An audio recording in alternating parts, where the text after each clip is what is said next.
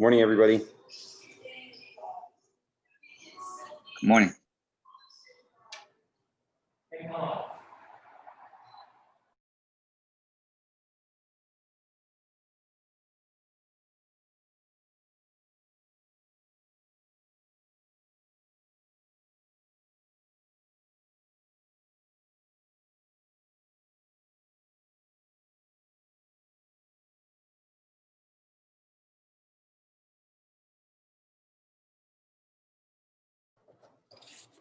Imagine if Alexander's legs were actually that long and he's just standing at the counter.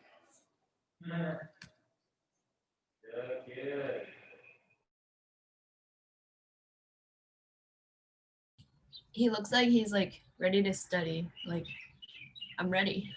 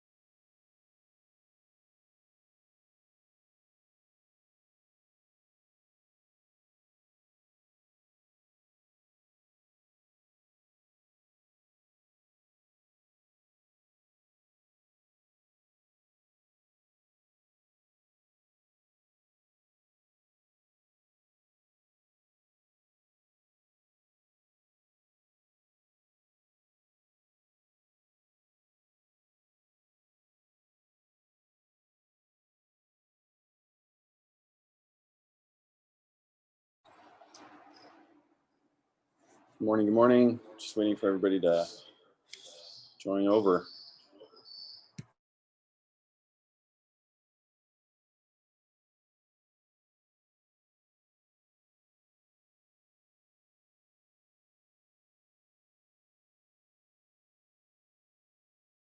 Look at him. I love it. He's gonna be so fun when he's over. I'd like to see him be really funny. He's gonna be serious. He's wrong. Could you, all right, Johan, could you mute your?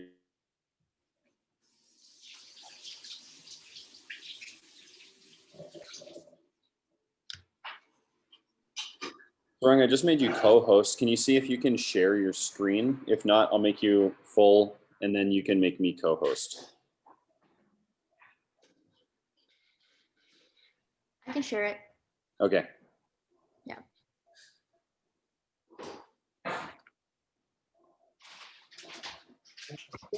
We can't use the speaker, then I don't need.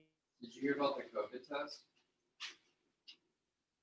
Why do you think we are in class if I didn't know?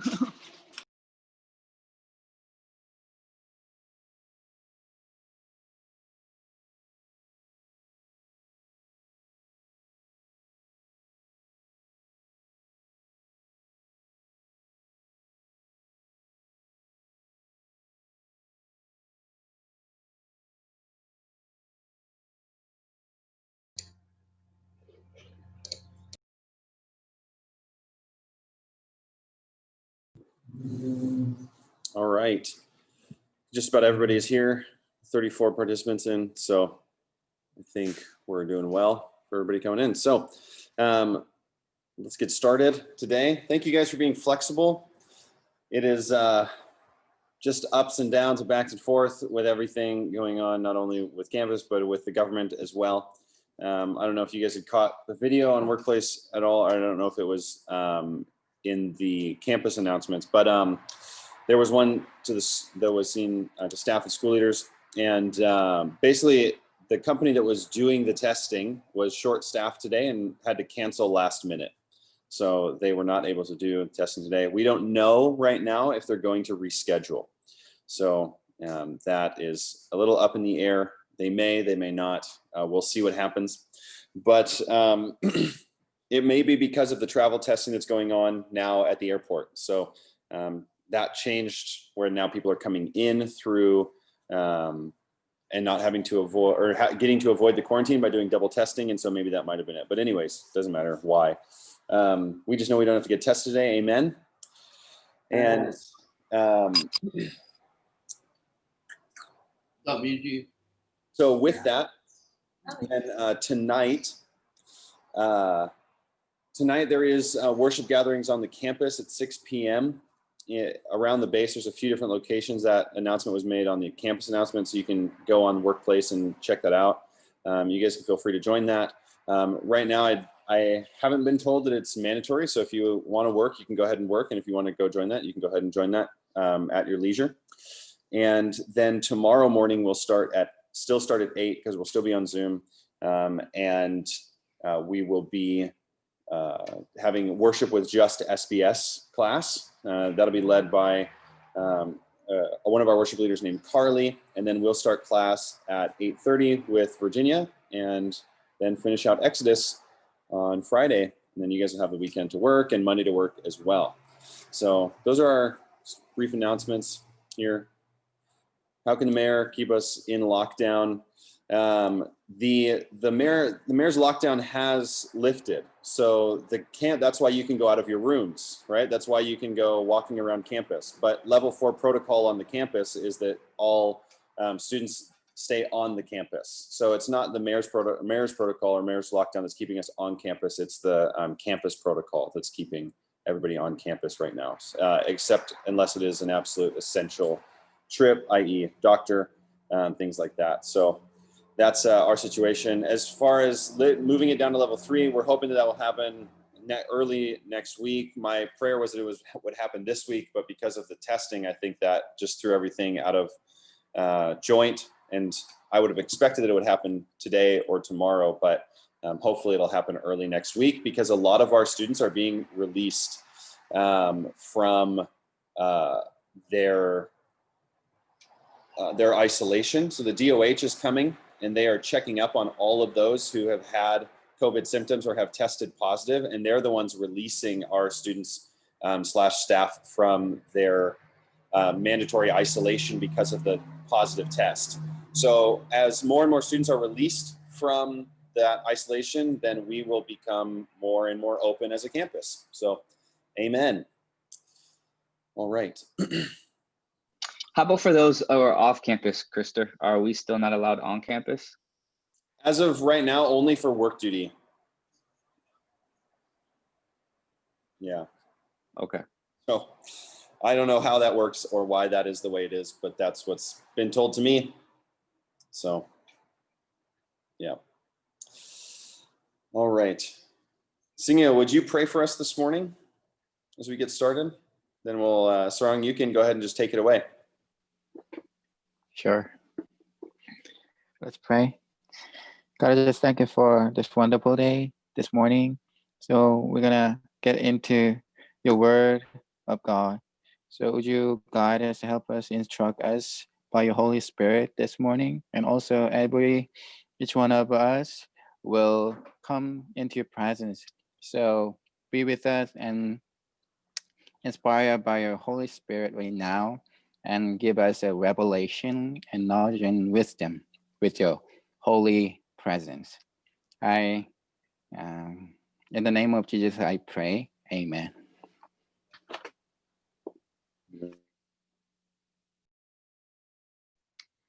Amen.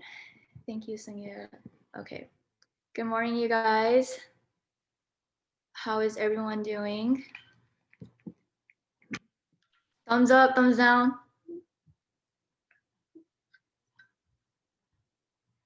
All right. Okay, so today we're just gonna go over more of the methodology, and we went over observations yesterday and insights, and so today we'll be going through interpretation and timeless truths. So I'm just gonna get straight into it.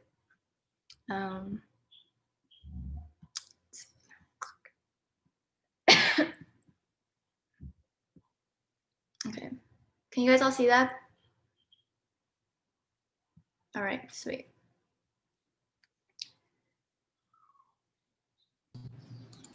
All right.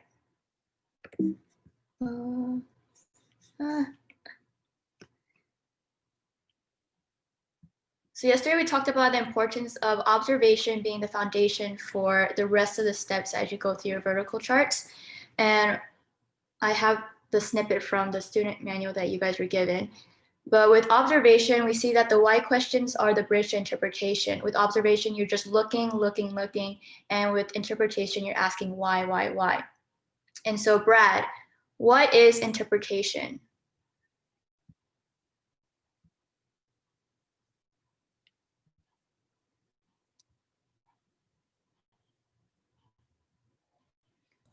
Sorry, takes a long time for me to unmute. Interpretation is where we are looking at all our observations and we are going to interpret it. First of all, what it means to the original readers. And so we're trying to get what they think that the text means to them. Perfect.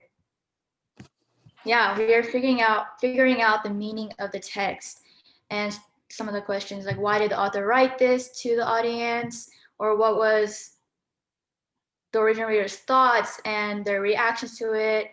Does it have any parallel to any other passages in the book?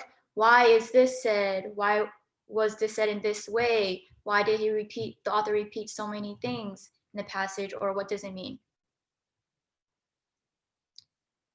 So Zacchaeus, if we see that interpretation is figuring out the meaning of the text for the readers and in the context, what is interpretation not, Zacchaeus?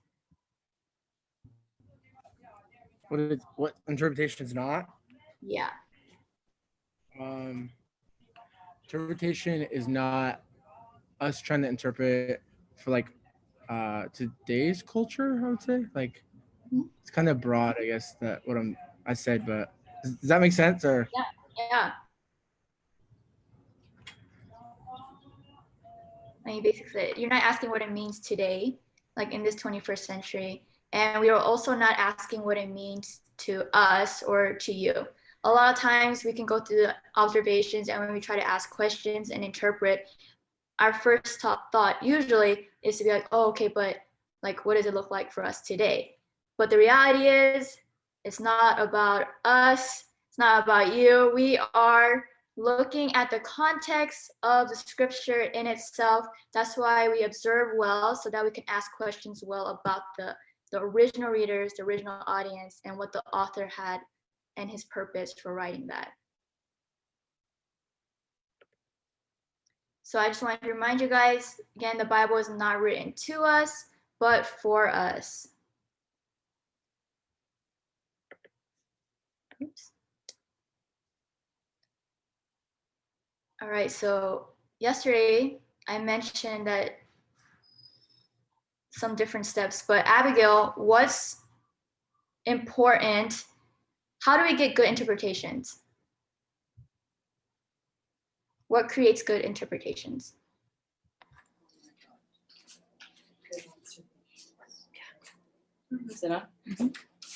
Yes, I think as much as you are able to look and observe, you're going to be able to understand more. So it's going to lead to a very good question, or like good interpretation per se. Yeah. Perfect. So a lot of good observation. And just want to reiterate what Krister said yesterday. I know I keep mentioning observation when we're supposed to be talking about interpretation, but that is important and key. Krister yesterday said that you guys should try and observe as much as you can. Observe as much as you can, and then come up and see if you can find out a few solid interpretations on your chart. don't observe and then try to figure out how you can think of 10 different questions, but really observe well so that you can come up with a good interpretation question. And I guarantee you, when you observe well, you would most definitely have questions that do come up. And here's some just few couple of important points to remember when interpreting. Actually, all of my review that I've been giving you guys have been coming from your student manual, if you haven't noticed. But you guys are given that student manual so that you guys can refer back to it and use that as a guide to help you. So it's not just reading it once during the first week of SBS, but I hope you guys are continually looking back to remind yourselves and to remember, you know, there's a lot of good points in there, especially in the interpretation part. So when you guys go through interpreting on your vertical charts, make sure to look back on pages, I think I wrote it down. It's like 14 to 16 is the interpretation parts where it talks about interpreting. But some important points, I'll just go through real quick. I mentioned already, thorough observations equals good interpretations. So observation, once again, foundation, key. Observe well, observe a lot, and then think of a few solid questions on your chart. Once again, this is your third book that you guys are doing, and you guys are not experts at it, and you are still training yourselves to study inductively, and you're still learning the method. So practice first observing well, like we mentioned yesterday, and then, like Krista said, think of a few solid questions on your interpretation charts. You don't have, just because you have a lot of questions doesn't mean that you're, you know, oh, the master of anything. Some questions are not good that some people ask, but if you observe well, you'll, I'm just being honest, but if you, I guarantee you, like I said, if you observe well, you will think of good interpretation questions. That'll be a lot more worthwhile than just a bunch of silly ones that you come up with. So another thing to consider when interpreting is consider the literary context. So looking at how are things fitting together in the way that the author put it, the way the author structured the paragraphs, or the way that the things that you saw, contrast or repetitions, and looking to see if certain parts are connected together by a certain theme, by event or character. That's kind of easy to see through narratives too, especially in Exodus. There seems to be a connecting theme throughout the book that Moses is, or whoever the author is trying to write.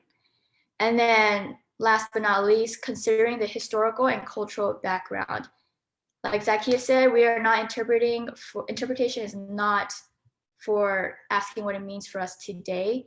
This is most definitely not 21st century writing. The authors of the Bible were not writing thinking about us in this time, but really to people back then. And they were going through specific events, specific issues, and going through specific things that you need to keep in account when you interpret. And so when you guys go through lecture, there'll be a lot of times where the teacher will talk about the background of the people back then. There were different religions and just the way that people lived. And you want to make sure to keep note of that and keep that into your mindset. You really want to step into their shoes. You also have access to the Bible, well, logos. You guys all have logos, right? Yeah? Okay. So you guys have that also too. I'm sure there's Bible dictionaries on there that you guys can make use of. So just keep those in mind when you are headed into your interpretations for your vertical charts.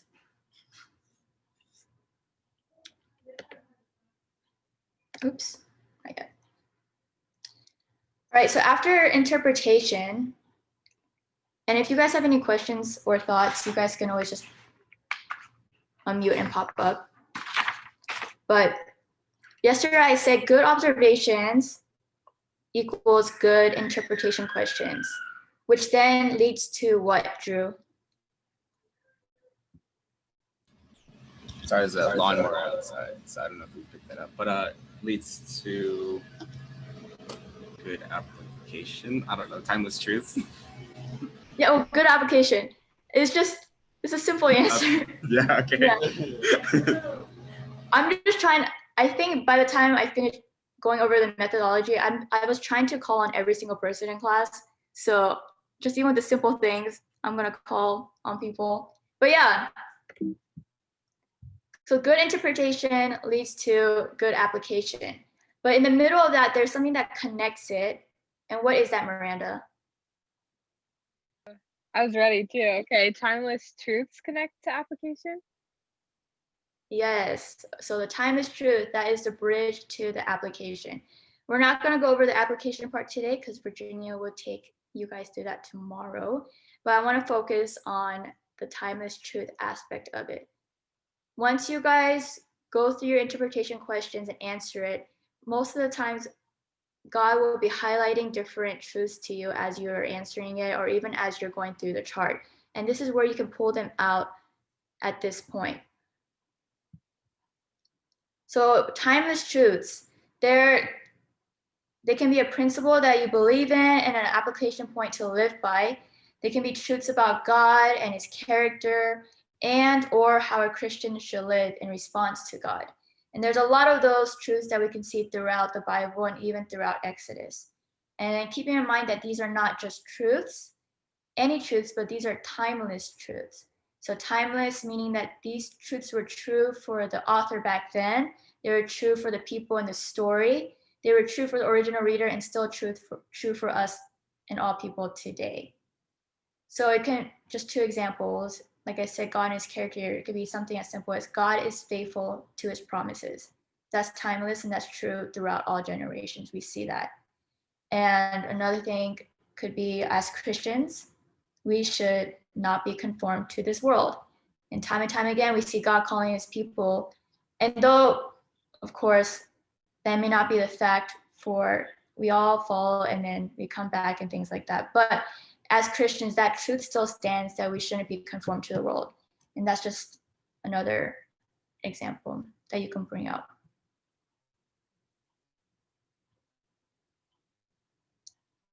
And I'm sure you guys have charted a couple of verticals at this point, hopefully. But have any of you guys come up with any timeless truths on your charts?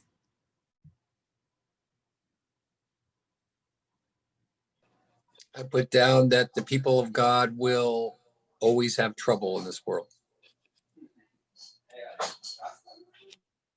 People of God will always have trouble in this world. What do you mean by that? As Jesus said in, what is it? I think it's John 16, in this world that you will have trouble. And then the Israelites had trouble. And we're going to have trouble because we're not part of this world. And that's just, it's life. God's people that have trouble. Okay. I had one regarding the midwives. So I said, in the face of evil, pursue faithfulness. In the face of evil, pursue. Just because they were told to kill all the babies, kill all the boys. And so they were facing evil, but they were still pursuing faithfulness in God. Maybe.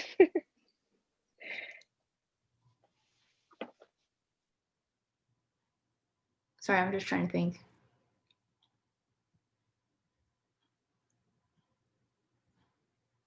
In the face of evil, pursue faithfulness. Is that what you said? Yeah.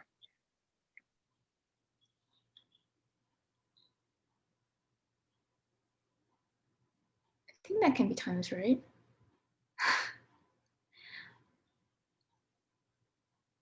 I don't know if the midwives were Christian or not, but I think even because they are here to obey the Lord even in the midst of that. So I think you can even say in the face of evil, believers should pursue faithfulness. Because doesn't it talk about how because they feared God, they didn't follow basically government orders and instead, and then like didn't let God bless them throughout their generations and gave them families? Am I misremembering? Okay.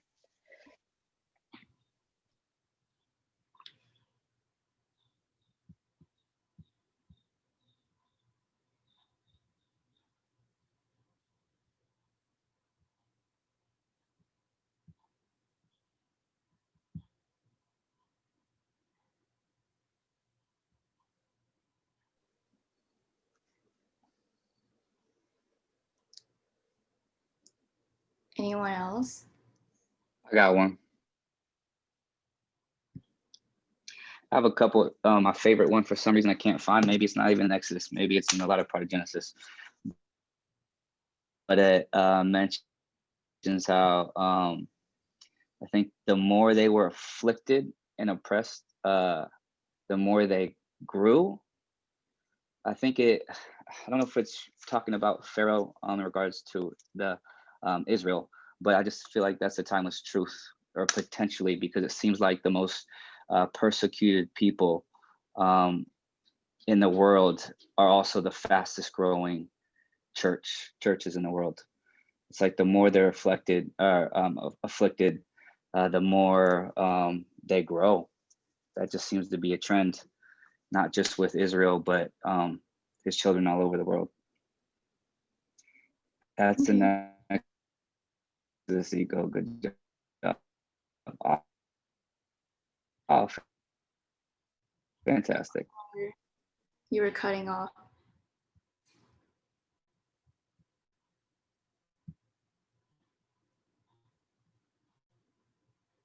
Yeah, so when you guys are thinking and writing down timeless truths, I think they can also be a little bit tricky in how you word them. So also keeping in mind, when you think of the truths, thinking about, okay, is this true for the people back then? Thinking about it, and is it true throughout the generations and throughout time, and even for today? Can I make a quick comment, Sarong? Yes. So when you're doing timeless truths, you want to be careful to make sure that the whole literary context backs up that timeless truth. Okay, so we can easily pull timeless truths just out of one little phrase, out of one little verse, and we might ignore the broader literary context. Okay, so that can be easy to do. We want to be careful to consider the whole context of the story. Is this whole story communicating this timeless truth in essence, right? So we don't just want to take things out of context to try to grab these little bits of what we would think of as truth, because the whole story might not be communicating that.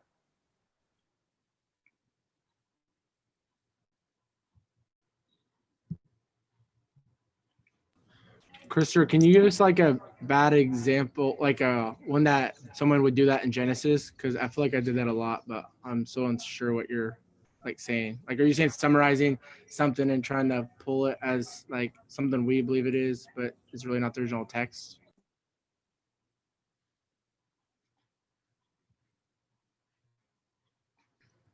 I would say like isolating something that may not, like, that shouldn't be isolated, right? You want to consider the whole like paragraph it's coming from as well. I'll find something, I'll get back to you.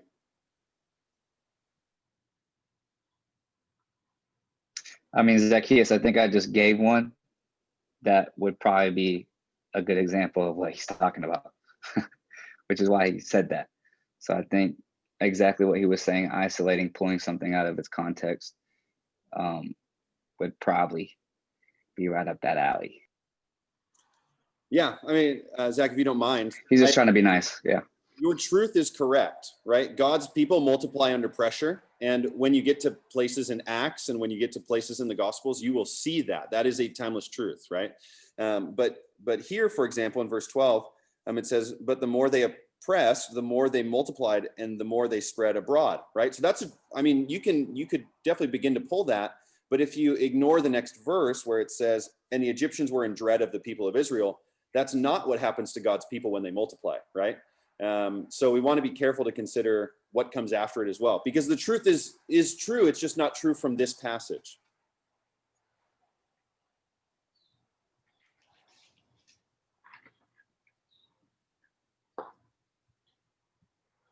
Yeah, it's a good key point.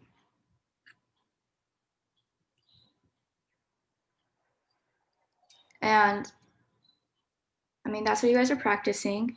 And just even as you guys go through Exodus, going through the observation, if you observe fully, and then going through the interps, and if you are interpreting well through the literary context, through the historical context and background, and also through the observations you made, you would have that overall sense picture, hopefully, of the passage, like Krista was saying, of not just pulling out one thing, but seeing the bigger picture and then also seeing the passages before and after too.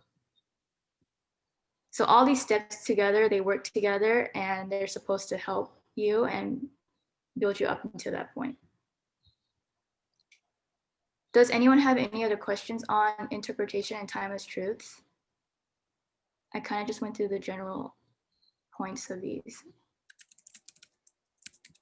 Only thing I want to highlight is not to use personal pronouns like us, they, you, kind of thing. Me. Always make it general. That's good. Yeah. Wrong. I had a question real quick. Yes. If I see in a timeless truth so much truth and I want to just keep writing like 2 or 3 sentences for the timeless truth, would you consider that a good idea?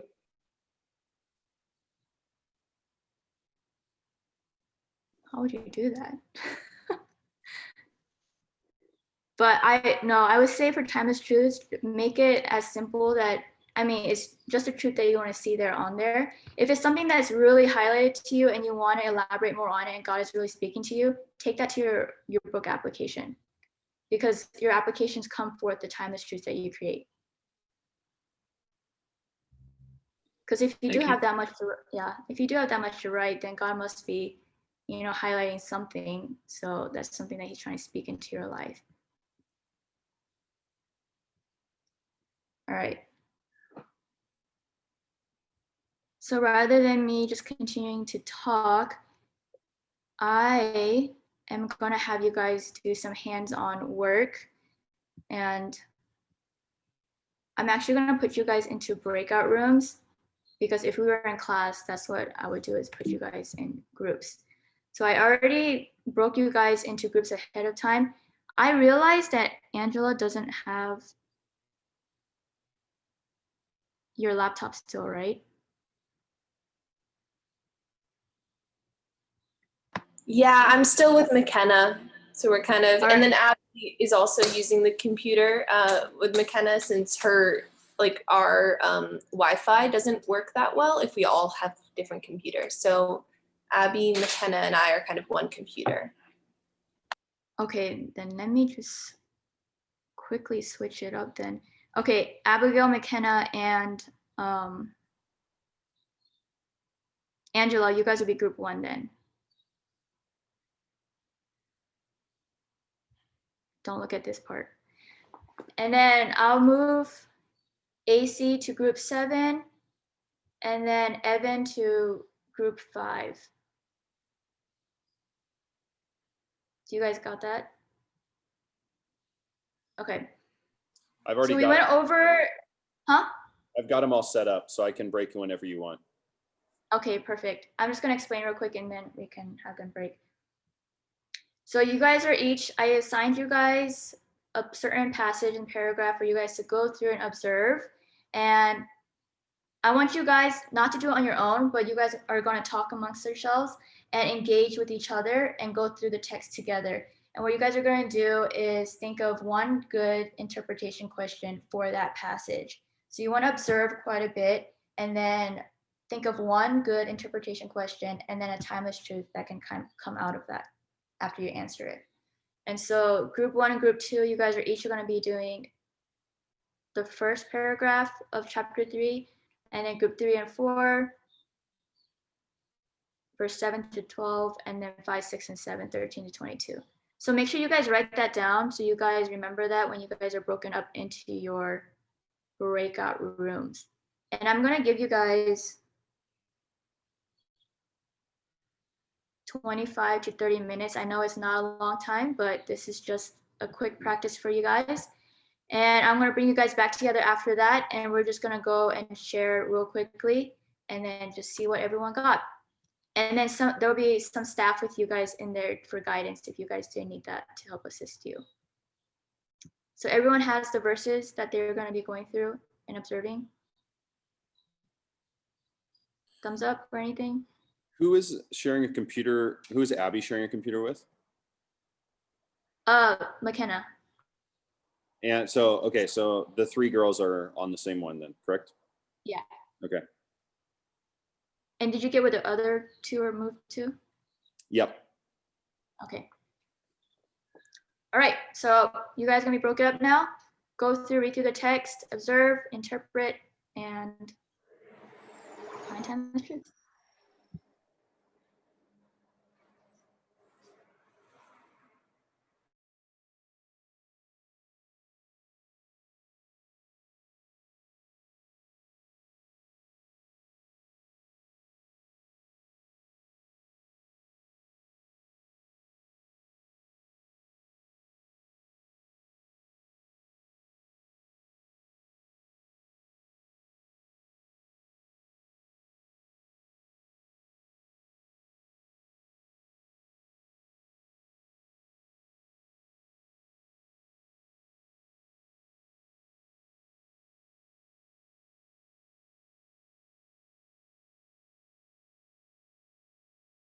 Name, what shall I say to them? God said to Moses, I am who I am.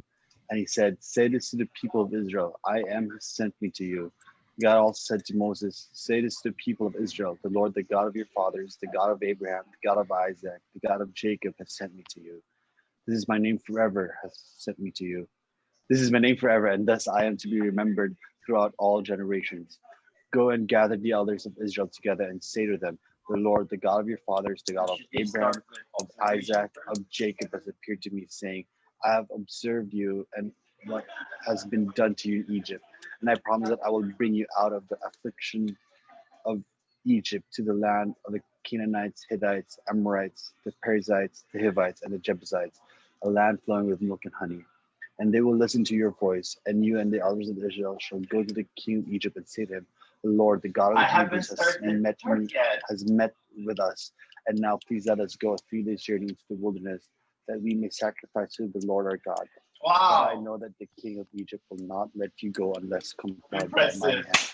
So I stretched out my hand and strike Egypt with all the wonders and that I will do in it. After that, he will let you go. And I will give the people favor in the sight of the Egyptians. And when you go, you shall not go empty, but each woman shall ask of her neighbor and any woman who lives in her house for silver and gold and jewelry, for clothing. You shall put them on your sons and on your daughters, so you shall plunder the Egyptians. Yeah, good. Thank you. So this one should be pretty easy, huh? 25 minutes? Sweet. 25.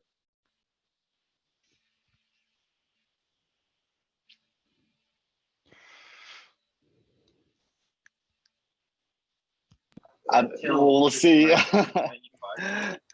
So far, nothing is easy for me yet. So we got the hang of things slowly by slowly. Okay, so you guys, oh, go ahead, Niels. You get. Oh no, I just wanted to say he'll get used to it over time. Like, don't worry if things don't work out perfectly just now. Like, you'll grow into it for sure. But what did you want to say, Krister? I was gonna say, did you guys catch how much time we have? I think it's about 20 minutes, right? So if you guys spend like 10 minutes observing and then, or 10 or 12 minutes observing and then pull out a question or process a question together and then come to that and then answer the question together and then come to a time of truth, I think that that'll be a good way of doing it. So I'm just gonna let you guys run with it and go for it. Pull out your observation sheet. Yeah. Do you all have it? You don't have it, grab it. Yeah.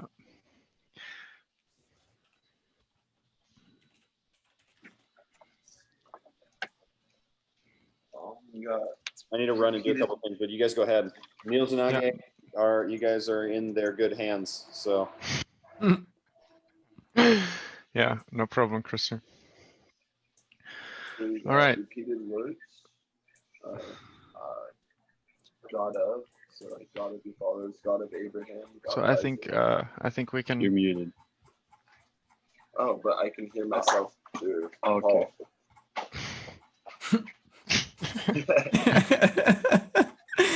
Yeah, I knew we're gonna echo. Yeah. Yeah. Yeah, I understand that. Yeah. Okay, so maybe we can have you guys already like started charting this, or I have. you have? Yeah. I'm What still about finishing my BRI. Yeah, I'm still finishing my Understandable. BRI. Yeah, I just got no worries. horizontal like checked last night. Okay, yeah, Exactly. yeah. No worries. It's fine. Don't worry about that. Exactly. Yeah. Okay, so how do you guys want to approach this? Like, do you just want to like throw out some observations and then just gather them and see if there's any questions that we have? Like, do you want to I go guess through it so. verse by verse and just like everyone like in a row? We could do verse by verse. Okay. All right, let's do it. So then verse 13. What is something that you can observe in there? Wait, Niels, why did you skip to verse 13? Is this the first? Oh wait. I Yeah, think we're 13 is we're where we 13. started, right? Yeah. Yeah. Oh, okay. 13 to Oh, yeah, true. 22. Yeah. Oh yeah. Wait. That sounds right. Okay. Well, it definitely talks 3. about being the God of the Okay. fathers.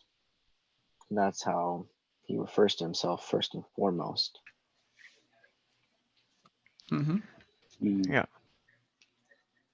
Since before he even says I am who I am, he refers to himself as a relational God, as the one of his fathers. As in, he knows you even if you don't know him. Yeah. But watch out. Right now we're just trying to observe. This is Sorry. almost going into interpretation. Oh, I thought we were going. I thought you were going one by interpretation.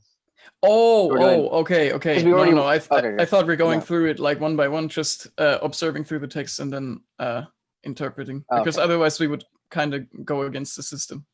Yeah, that makes sense. That's why I was confused. I was like, I thought we read it, and then like I thought we were observing. Okay. Yeah. That's what I meant to do, or meant to say. Yeah. Okay, but I mean, you could do that as a who. God and then God of your fathers, and you can just leave it like that until you interpret it. Yeah.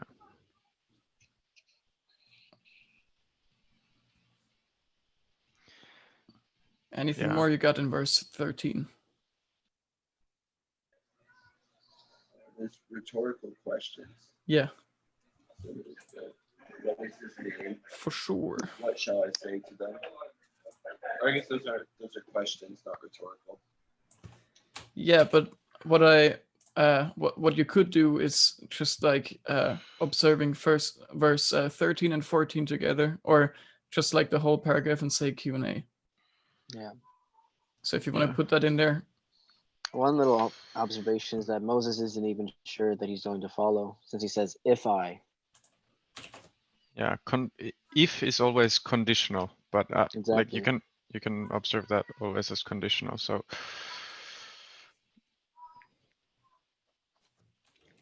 Yeah, Moses is big time not wanting to do that. I don't know why I can't. Do you have the student manual, okay? yeah, I maybe do. I It's think page 10. Okay. Okay, verse 14.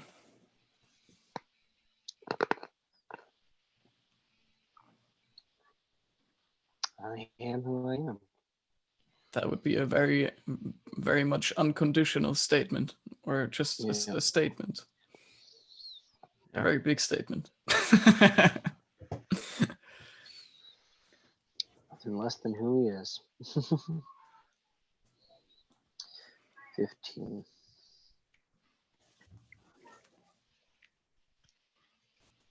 God of your fathers. I am.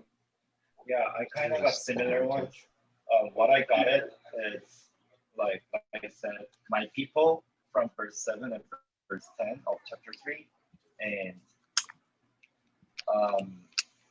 I kind of grouped it by characters in this chapter, which is Lord, and people, and like Moses for 3. Mm-hmm.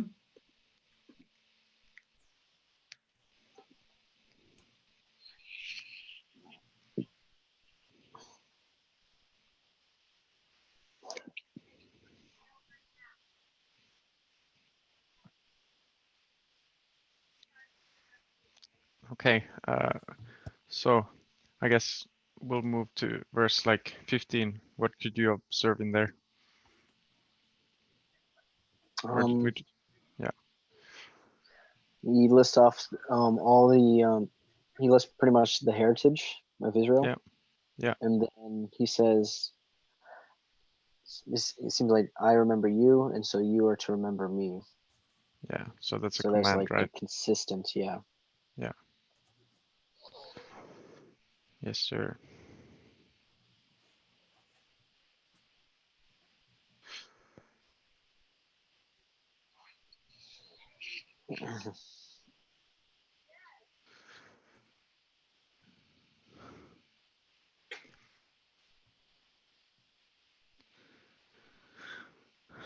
Yeah, and then I guess verse 16 would go along those lines, right? Yeah, Of I have commanding. observed you. Yeah. Just been watching. Yeah. I usually put like long comments like that into Yeah. bullet points. Yeah. If there's like several ones, you can just like kind of list them. Yeah. Remember me. I have watched you. I know you. God of the fathers. Yeah. And I think 17 is a very interesting one too.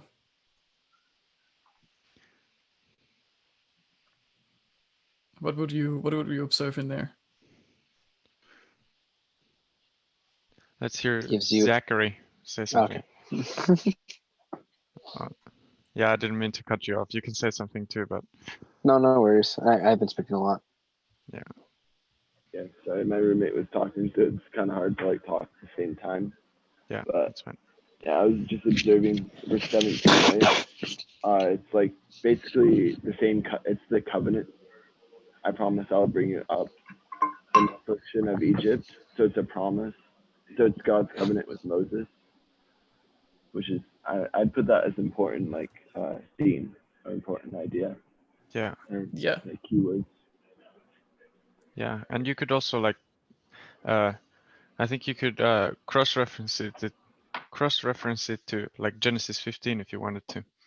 Okay, Also, yeah. because they're like, wait, is it Genesis 15 where he promises? No, think I it's think maybe 17. 12. I think both. Yeah, but you could also do that.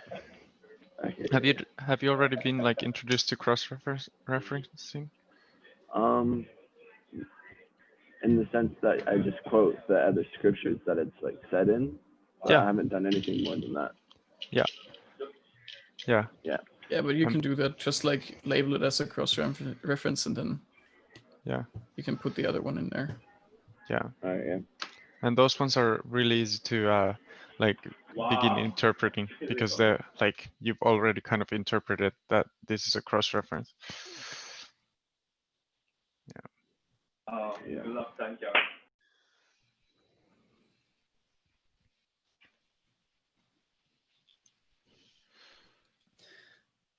Okay, verse 18. Paul, you got anything? Sorry, you want to share? I'm gonna move to the room. What did you say? Verse 18. You got something for that or? No, man. Like honestly, like I only see what I read. Like I'm not. Brother, it's okay. Don't worry about it, bro. Yeah, It's, like this is not my forte, bro. It's okay. Like 18, like I see elders. That's about it. You know, they talking to the anything that's not like, yeah. From the first book of Genesis, I observed every single one of my observations was wrong. So don't worry about it. No worries, man. We're all in the same boat. Yeah. Yeah, let's see. Read it out loud and then we can process it together. Right. And they will listen to your voice, and you and the elders of Israel shall go to the king of Egypt and say to him, the Lord, the God of the Hebrews, has met with us. And now please let us go 3 days journey into the wilderness, that we may sacrifice to the Lord our God. Yeah. Yeah. So what does the Lord tell Moses to do? He says that the Egyptians would listen to him, to his voice, not to his instructions, but just to him talking. Yeah. Yeah, I think that's, or yeah, actually that's kind of confusing. I think he's talking about like the elders of Israel, right? Oh. Because Pharaoh doesn't listen, right? I think it's a bit of both. Yeah, it could be.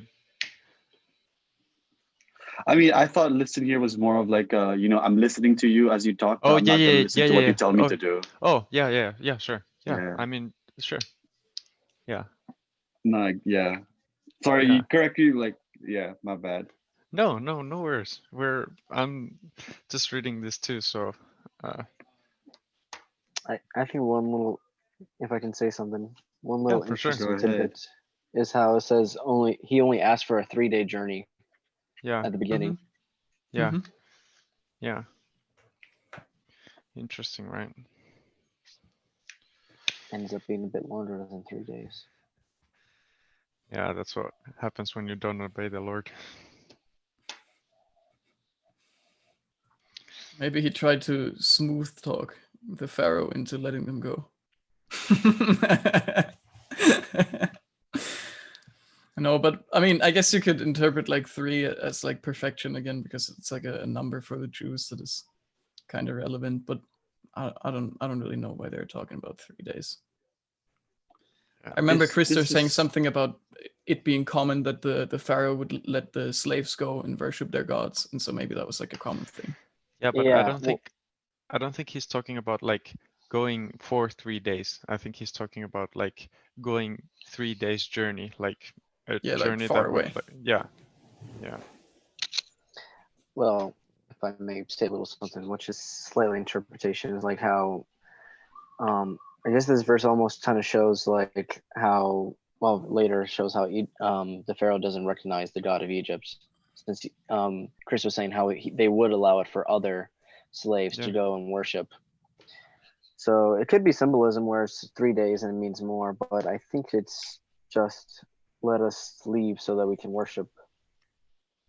And Pharaoh doesn't recognize that. Pharaoh's stubborn. Yeah. Yeah. But yeah, that's interpretation. So 19. Yeah, let's move on to 19. You can say something about that, Daniel, if you got anything already. I guess this kind of connects with what I said, that God knows that Pharaoh's stubborn. Yeah. What would you observe that as, or put a label to it? What? Can would you put? Yeah. Like, what would you put? Like, what label would you put on that? What do you mean label? Like, so when we're observing outside, like Yeah. the outside box observations, we want to label them and then like okay. describe what we're observing. Yeah. God knows Pharaoh's heart. Yeah, that's a great like observation, but you would need to label it as something. Okay, what do you mean label? Like list. So you got the list of labels, right? So as an example, this could be either a promise in a sense, because he's saying that he won't listen and he'll do some like crazy miracles. And on the other hand, it's kind of like a prediction, like he predicts that the king won't listen. And so what you would label this as would be like either a promise or prediction. So you want to put in like Okay. the verse reference, Exodus 3:19, prediction, the Oh, king won't okay. listen, I'll do like miracles. So very simply, is it a promise or is it an expectation / prediction? Yeah, that's where you would go to the list and see what which ones you have and which ones it would fit under. And you could even like combine it with verse 18 and use it as a contrast because there's a but in between. So you Yeah. would see the command of or like the request that Moses would present to Pharaoh, and then on the other hand you would see that the Lord already knows his response. So there's Oh, a here's the- contrast between those two. Yeah. Or you could label Commands, it as advices, promises, character of warnings, God. predictions. Yeah. Or you could label it as the nature of God, right? God Yeah. knows beforehand. And you could just Yeah. make your own label as well. Yeah, true. For sure. Yeah. Also from verse 19, I also kind of see a bit of an interpretation, like, because he says, "But I know that the king of Egypt," rather than saying Pharaoh, because I don't know. Yep. That's like an interpretation. Like, why would he call him king of Egypt? And isn't like Pharaoh like a word for like saying like the son of God or whatever? Yeah, son of Ra. Something like that. Yeah. That's an interpretation, right? Yeah. So It's like calling Caesar Emperor Caesar. Interesting. yeah. Yeah, that's good. So Krister, do you know at all how much time we have left to do this? Because we might have to move on to interpretation right now. Yeah, I'd say you should do that right now. Yeah. Okay. Yeah, let's do that. Because I don't think we have much time, maybe a couple minutes. Yeah. Okay, so which did we come up with, or have you come up with anything that you would like to interpret, or like we saw the like king of For Egypt. 19? Yeah, we saw that, and was there something else, or should we Well, focus on that? I don't know. It's a little interesting because is it a prediction if it says that like God hardens his heart, but then God doesn't necessarily do that at first? So is it a command? Is it a promise? I don't know, because it seems almost like conditional, where it's not set in stone until God acts. Yeah, so I would say verse I'd say it's a 18 is prediction. I'd say it's a prediction overall, but it's a little more complicated than just simple prediction. there's more to it. Yeah. Yeah. Yeah, because God's definitely working in it and changing aspects. Yeah, that's why what Krister said is good, like observing it as the character or nature of God, because then you can fit more under the label. So what questions could you ask of this passage? Yeah. What questions could you ask? Yeah, let's move into interpretation. If Pharaoh was allowing other religions, why not the Israelites to worship theirs? I think you had an interesting one in the beginning too, when you talked about the God of fathers, of their fathers. Yeah, about how Israel doesn't even know their God, so why would Pharaoh know their God? That's another question. Yeah. What about you, Paul? You got something? Man, you're asking the wrong guy. No, I'm exactly. Just throw something out. Just throw something out. Yeah, I'm asking Bro, the right guy. This is like the part where I had already. I don't know, man. It just seems like to me it was like a dialogue, you know, like nothing. But where is a point where you say why?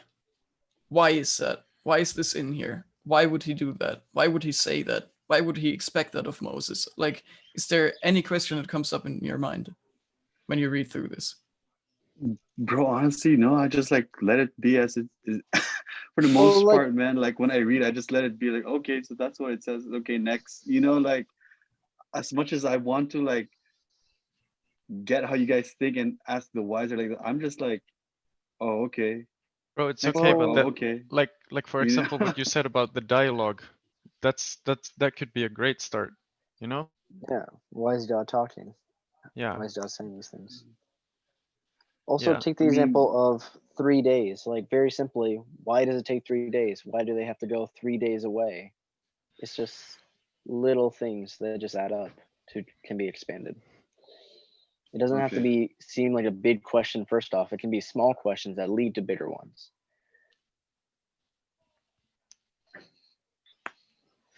Yeah, and like from the dialogue, you could also like you could like go deeper into the character of Moses.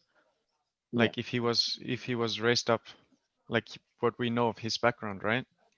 Yeah. From the earlier chapters, you could ask simply like, why does Moses feel so insecure about like leading his people or stuff like that, right? Yeah. So you can like, even though you observe stuff like only the dialogue, you can go into that and start looking at why, right? So you don't need to have like this great revelation to start interpreting. It's just something you just have to start asking why questions to what you have observed. I mean, let's maybe start and actually form one.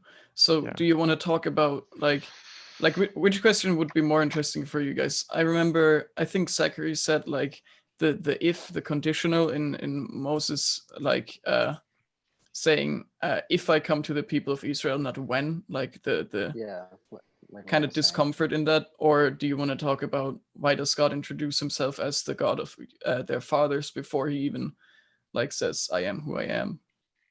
Or what is a question that you guys would be interested in or that you want to interpret?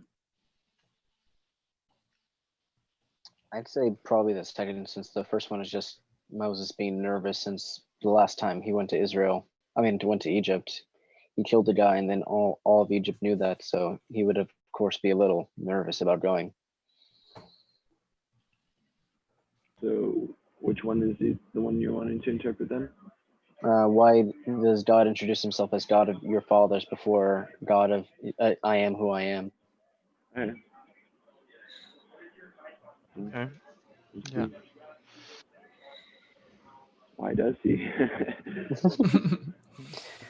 I mean, we could maybe look at Genesis when we see that God created humans so that he could be their God and his people, and that he could be in relationship with them. And he kind of wants to like start off with the like relationship with the Hebrews, saying that like I'm the God of your fathers, like you're actually already mine. I'm not a new God. I'm not foreign. Yeah. Also could be a whole like Israelite versus Egypt, because like he's Hebrew by his like fathers. Yeah. You know? And then the covenant. So God established the covenant with his fathers, and then he goes and establishes it with Moses, right? In the next dialogue. Mm-hmm. Yeah. Or think about their history. Like, why does he say the God of your fathers, in a sense of, okay, they've been in slavery for 400 years. Maybe they fully forgot what the real God of their fathers was, and they were worshipping the Egyptian gods. So God wants to like introduce himself as someone or a God who is not part of this, who is actually their God. He wants to differentiate himself from all those other deities they're praying and worshiping to. Yeah. Miranda, you. So how? Oh, go ahead, Niels. So an interpretation is usually built as a question, answer, evidence, and then impact. So Yes, we know don't that have this was. impact. We don't have impact? I don't Never think so. mind. There's no specific format except for answering your question using internal evidence. Okay. Sweet. Okay. Okay, forget about the impact. Never mind. Okay, so we have the question. why does God introduce himself as God of their fathers? Answer. What did you write down as an answer? I would maybe I'll go first because I've been talking a lot. I mean, you brought it up, so you can totally go for it. Okay. Well, it's definitely just like how God is relational and how God remembers the people of Israel, even if they don't remember him, and how he says who he is after as like, this is a fact that I am first and foremost your God, your people's God, and I am the God of all. But it seems like the first priority of God is relationship above all else. Okay, so an answer. I think So the that's smartest. like a pretty interpret.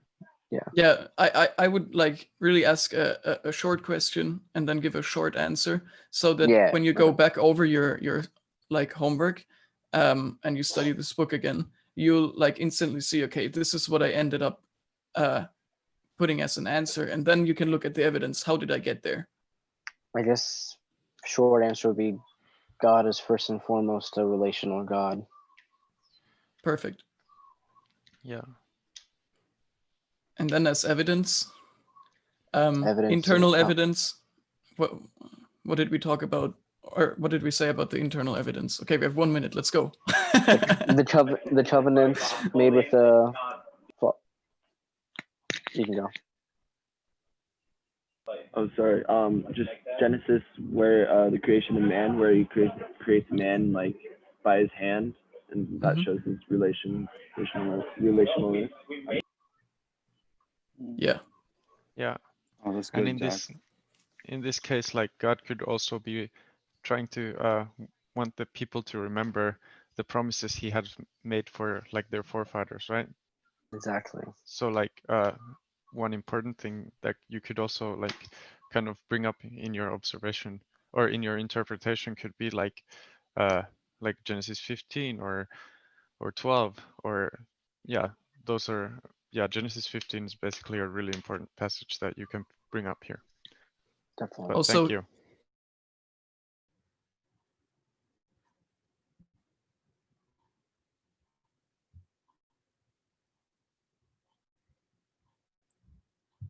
Okay, I think everyone's back.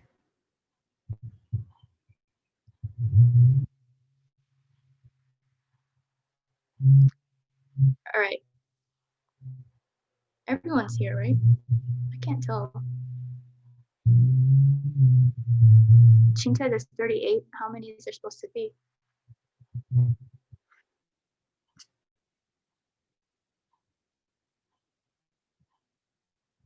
Oh my gosh. Okay. Well, I hope. Okay, I'm gonna X out this chat. Okay, I hope that was somewhat helpful for you guys to go through together and figure out observations and interpretations in timeless truths. I do know that it was a shorter time than what you spent on verticals, but this was just something for you guys to kind of just work on with together, since we can't be in class together, and discuss it with one another. So to end my lecture, I want to go through the groups, and you guys would each share that observation you pulled out and the question you came up with and the timeless truth. So you, like, one designated person can answer from each group, and we'll start with group 1, which were the girls, right? Yeah, that was us. Okay, so our observation was in 3:5, when Moses takes off his sandals and he's standing on the holy ground. We were just like, our question was, what is the importance of Moses taking off his sandals? Like, why did he do that? And so we said Moses takes off his sandals, not only because he's standing on holy ground, like the ground is holy because of who's dwelling there. It's because God is there, and Moses takes off his sandals out of humility and out of reverence to God.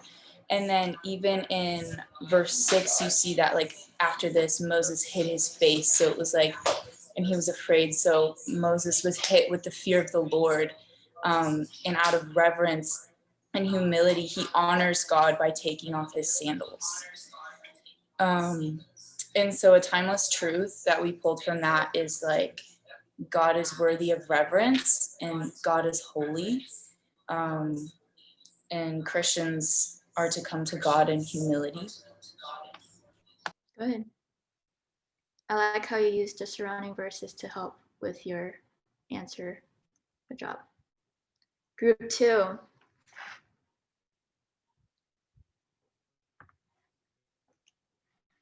Group 2 was, Can you put the slide back up, Sarang? yeah, I'm gonna do that right now.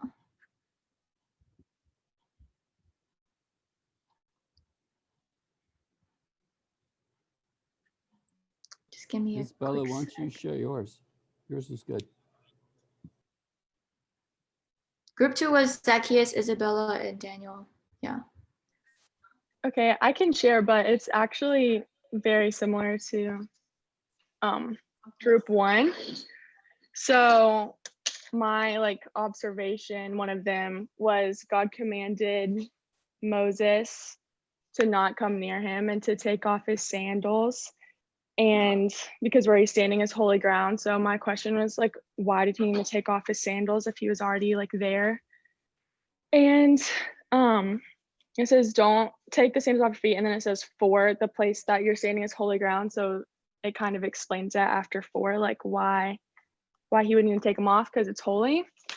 And I didn't fully answer the interpretation question, but just it explained it in the text that it's holy ground, and that the cultural times that it showed servanthood, and that servants needed to take off their sandals. And my timeless truth was God's holiness deserves reverence.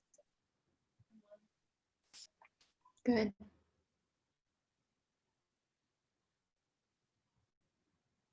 All right, group 3. I can share that. Okay, that's us. Okay. Sorry. Go ahead. Go ahead, June. Maybe you can support me later. So verse 7 to 12 is our paragraph, and we picked up verse 11 to 12 maybe. Our question is, why did God call Moses when he didn't want to go? What does this story mean to Israelites? And maybe this part Miranda can support it, but Moses using this as his testimony, as ministry for future Israelites when they doubted God and etc. So I'm not sure we coming up with God doesn't based on these ideas. God doesn't call people based on their quality, their ability, their status, but based on who God is, and because God is with them and God works through them. So our timeless truth is God's calling is not because of Christians' quality, but because of God's quality, who God is. Amen. Amen. Miranda, do you want to support more of what he said, or? No, I think you did a great job. The only other thing that we saw was we see this theme in 3. It's same exact theme. So 3 verse 3, 11 through 12. But then we also see it in chapter 4, 10 through 12, 13. Yeah, where again, Moses is questioning himself, going, in the beginning he says who am I that I should go to Pharaoh? But then God says, as we see this contrast between the attitude / the outlook, God versus Moses, and just their outlook on the situation is completely different in both sections. So Moses is who am I? And then in chapter 4, he says, I'm not eloquent, I'm slow of speech, I'm slow of tongue. But then both times God says, but I will be with you. And then in chapter 4, again, we see the same theme of saying, is it not I, the Lord, that basically created you? And so then it says, therefore go, because I will be with your mouth and teach you what you shall speak.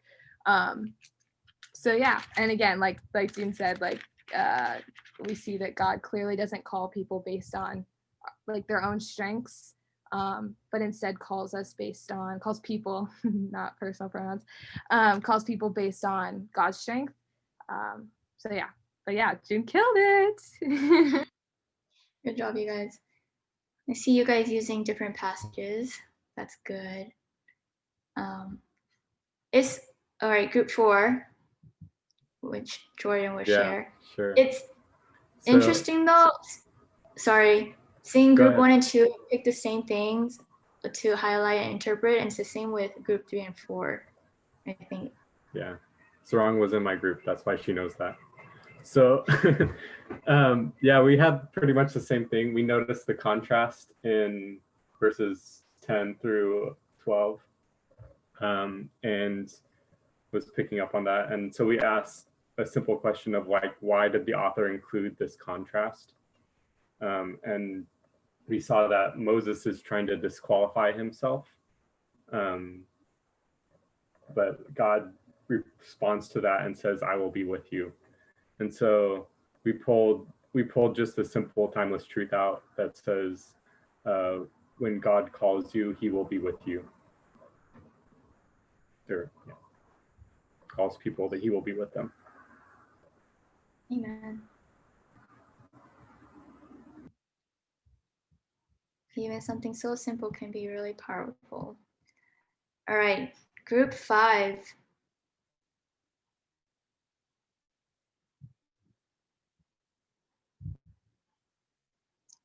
I can share one.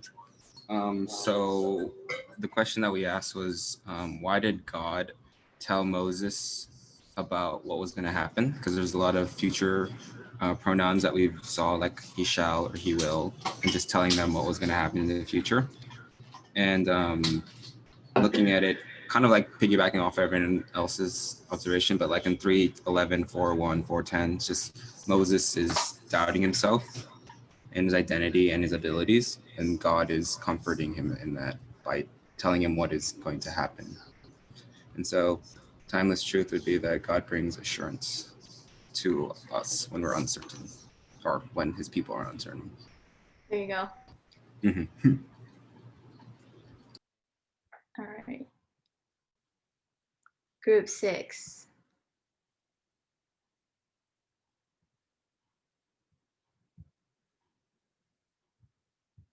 I guess I'll go. Group 6, the main thing that we noticed was pretty much how God introduces himself first and foremost as the God of your fathers, even before he says, I am who I am. And yeah, we also noticed how it seems like the people of Moses doesn't really even know God, or the people of Israel so know God, and says, what should I even say to them if I say the God of your fathers? And says, he goes further and asks, who are they? But yeah, so we tied that to Genesis 5, where it says like God first and foremost is a relational God, even before being God of the universe. Was that your timeless truth?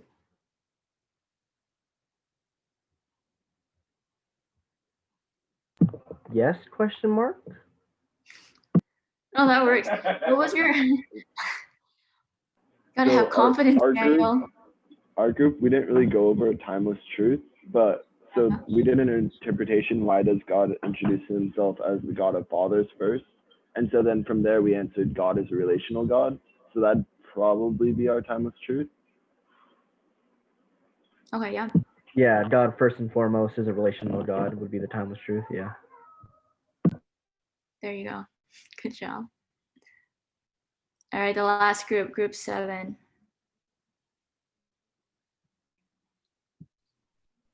Okay, so for our interpretation, we asked, why does God tell Moses to say that he is I am who I am, and that he is the Lord, the God of your fathers, the God of Abraham, the God of Isaac, and the God of Jacob? And the reason why God told Moses to say this is because Israelites didn't have an identity for 430 years, and Egyptians, they worshipped other gods like frogs, and I don't know if they worship the sun, but I'm sure like they worshiped like other things. And so the Israelites would like they worshipped those other gods too, and they believed that there was like multiple gods, I think. And then correct me if I'm wrong. But yeah, and then so God needed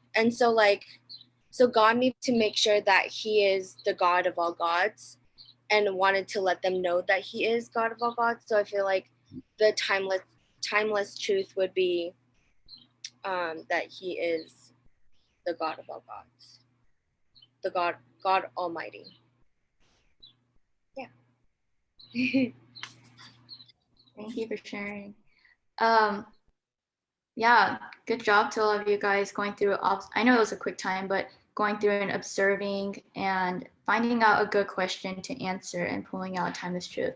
And kind of similar, like what Zach Olin and Daniel Rogers are talking about. Sometimes when you go through your interpretation questions, timeless truths will be obvious like that, and it will just jump out, and you can pull them out just like that. Just a quick off-topic kind of thing. Did you guys remember to pray before you started doing your observations and interps and timeless truths? I see a lot of people forgot. People are like, We forgot to observe that. I almost did too, actually, but Jordan reminded us that maybe should we pray first? And then I thought, I wonder how many groups actually prayed or forgot. So remember, prayer, most important step. We must get into our minds and make that a habit to do that before we do our steps every single time in this method. We need the Holy Spirit to help us and guide us and highlight things to us. So yeah, hopefully the exercise gave a little insight of how to go about things. But does anyone have any further questions about either observations or interps or timeless truths or even insights from yesterday? You know how, I have a quick question. You know how like in verse 16, God says, I have observed, like, can we use that as an observation too? Like, okay, if God observes it, I can observe it too. You know, God observes this happening to Moses. No? Okay, never mind. What? Wait, can you repeat that? Oh, that's basically how I feel too. So God says in verse 16, I have observed you and what has been done to you in Egypt. And then he, tells them, I'll take you out of Egypt and bring you to the land of the Canaanites. And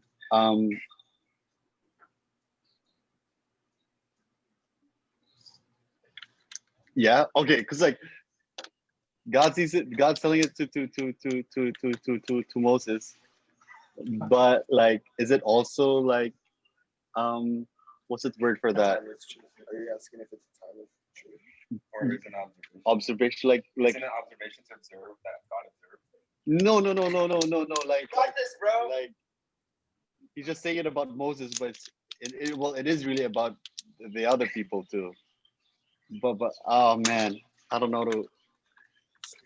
Okay, you can think of that question and you can reach out to me after if you formulate that too.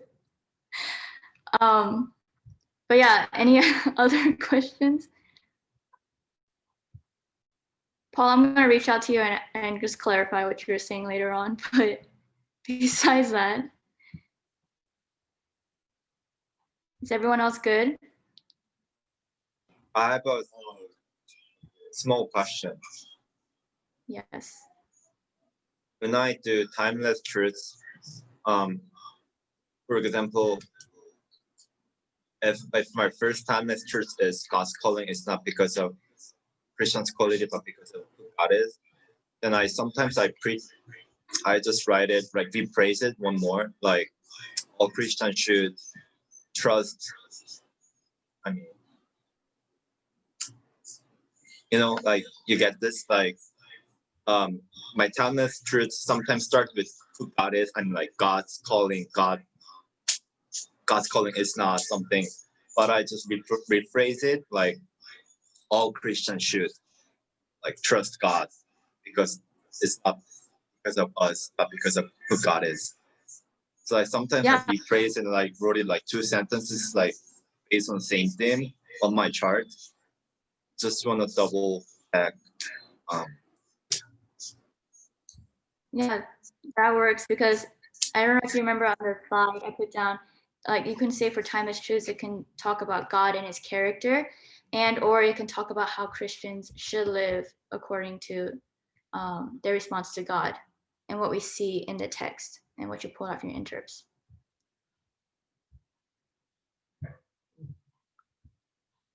All right, so guys, last thing, I'm going to say it again. Observe, observe, observe well throughout Exodus, and questions will pop out. And when you interpret, timeless truths will start to be highlighted to you, and God will start to highlight things as you do more further study in it.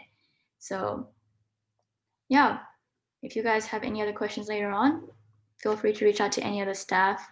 We're all pretty solid on the method. So yeah, hand it back to Krister. Thanks, Ron. Thank you so much for taking us through that and through the exercise today. Really good stuff. So yeah, Paul, with that, I was thinking the same thing as we went through that and read that. I'm like, man, you know, the more you guys do your homework, the more you're a reflection of God, right? Because you're getting better and better at observation, and God observed the people of Israel in slavery. So the better you get at observation, the more you're a reflection of who God is, right? So keep practicing those observations in the text and getting good at observing. And then Lauren, your timeless truth of God is the God of all gods comes straight out of Deuteronomy 10:17, where it says, 10:17, Deuteronomy, for the Lord your God is God of gods and Lord of lords. So that is straight timeless truth out of the book of Deuteronomy as well. So there you go. That one's for free. All right. Awesome. So I just want to share with you guys just for a moment here, and then we'll take a 15-minute break and we'll come back and start the lecture on Exodus. But as you guys are doing these steps, as you guys are doing your charts and doing your BRI and your horizontal, all of this stuff, it is really a learning process, you guys. Even Johan and I, like we've been in the classroom, we've had so many conversations about how even we are learning more about inductive Bible study as we're reading books, as we are going along, and 9 months is not enough time to master inductive Bible study. It is enough time to learn the basics of inductive Bible study. And so we're wanting to teach you the skills, we're wanting to get you the basics of how to do this and how to learn it well. And so if you are having trouble with asking the right questions, or even asking any questions right now, you just read the text, you don't know what to ask, that's totally fine, right? There's no problem with that. The whole process of the school is learning that step. The best thing that you can do is try, right? We want you to try to ask questions. We want you to try to observe, look for things, make mistakes, try, and we're here to help guide you and keep you on the path of learning this inductive process. Because, man, you guys, the more books I read on inductive Bible study, the more I see, man, we are not able to teach absolutely everything for inductive study in 9 months. I mean, you can't teach it in 3 years. It's something you have to spend a lifetime doing, but we want to give you the basics to start well, and that is the process of SBS. And so just try, ask questions. If you don't know what questions to ask, open up your manual. Look in the manual and ask some of the questions that are in there of whatever you are reading. So it will take practice. When I came to SBS, I was very bad at question asking. I had no idea what to ask or even how to ask questions of the text, but it takes practice, and it takes time to push yourself and actually try it and succeed and fail and grow, and takes really effort to do this. You didn't come here because you knew how to study the Bible inductively. You came here to learn to study the Bible inductively, and that takes practice, right? And so we're here to help you with that. We're here to grow with you guys. and to help you learn and understand what the Bible says. So with that, then let's take a 15-minute break. We'll come back just around 10:15 and get started with Exodus.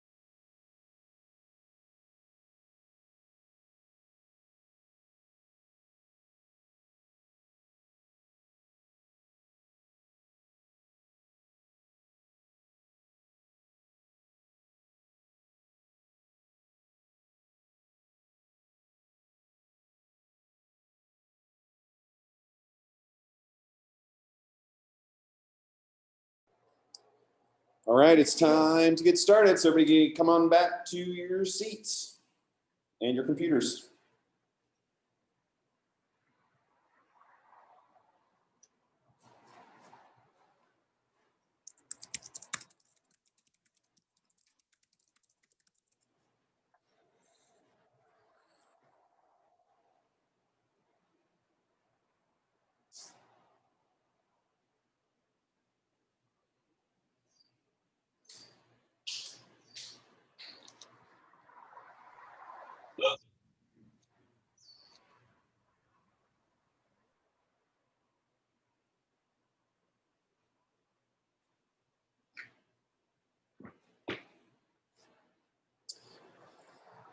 All righty.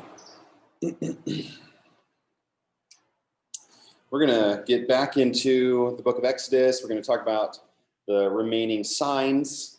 We're going to talk about the hardening of Pharaoh's heart. We're going to talk about the covenant and the law in chapter 20. So we're going to try to get through a lot today. If we don't, we'll just fold over into tomorrow. Tomorrow is a lot of stuff on law and tabernacle and the golden calf story and stuff like that. So there'll be time to get some of the fold over from today that we may not get into during our class session. But yeah, I'm going to try to get us out of here around 11:30 or so. That's my anticipation. And so we'll see where we get to. Who should we have pray? Jane, would you pray for us as we get started?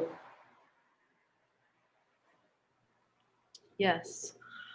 Jesus, thank you so much for just another day and studying your word, and just what a privilege it is to be in this community, even though we can't interact very much with each other, but we can still meet over Zoom and pray together and worship together and learn about your character and just have the freedom to do that.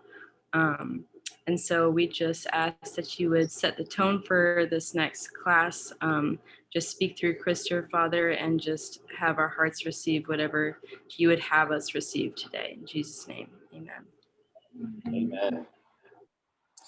All right. Are there any questions left over from yesterday? Anything that you guys are going through, or as you've worked on your BRI or charts, anything like that?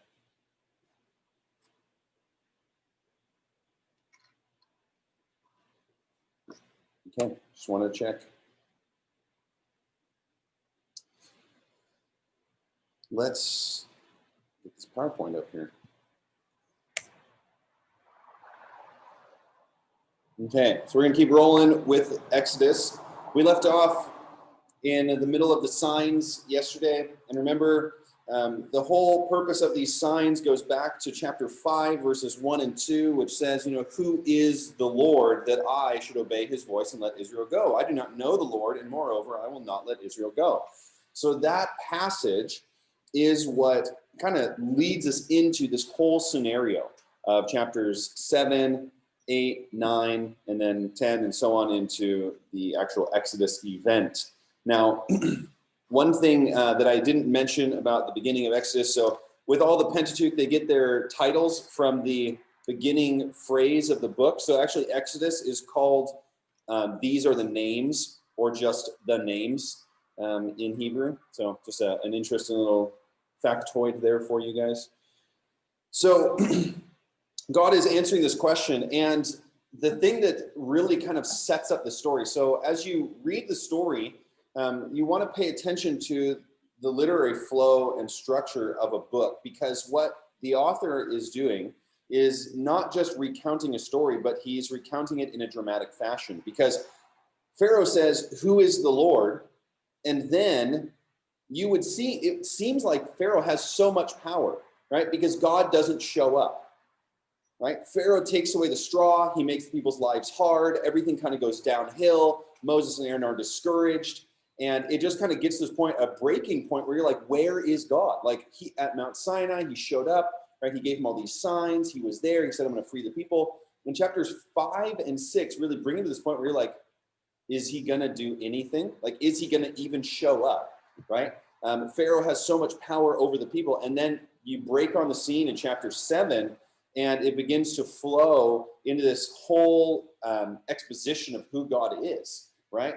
This is just showing the character and nature of God to the people of Egypt and to the people of Israel, and wanting to reset in their minds who God is. And so we'll look at that as we go through here, and we'll see some more of the intention behind the plagues or signs, and look at why God is doing all of this, because there are some intentional and specific reasons. Okay, so we're going to continue on here. So let's see, chapter 9 is about where we left off with the livestock dying. So we had the flies that came along, and then we have the death of the livestock that happens, this 5th sign here, or 6th sign, depending on how you are counting this, whether the snake is a sign at the beginning or not. And if this is connected with the prior one, then the gad flies, these blood-sucking dog flies, could be what causes the death of the livestock. Regardless of it, all of this livestock begins to die. And not only is this some of the wealth, the livelihood, the food of the Egyptians, but this is also takes away from their sacrificial system, right? So this takes away from the worship of their own gods, because the livestock that they would have been sacrificing, the animals they would sacrifice, are now being taken away. As well, the gods over the animals are being confronted in the fact that all of this livestock is dying, right? The gods of the animals can't keep the animals alive, right? Nothing can protect them. And this is huge because in Egyptian culture, they deified nearly every single animal, right? Everything from bulls to mice to cats to sheep and goats, everything was deified or had some kind of god that was over that livestock. And for example, one of these, the Apis bull cult, it was the worship of the cow god Apis, and it has a disc between its horns here. They believe that lightning struck this cow, and that would be the inhabitation of the god, would be that cow. And then this cow was taken care of like a king at the temple.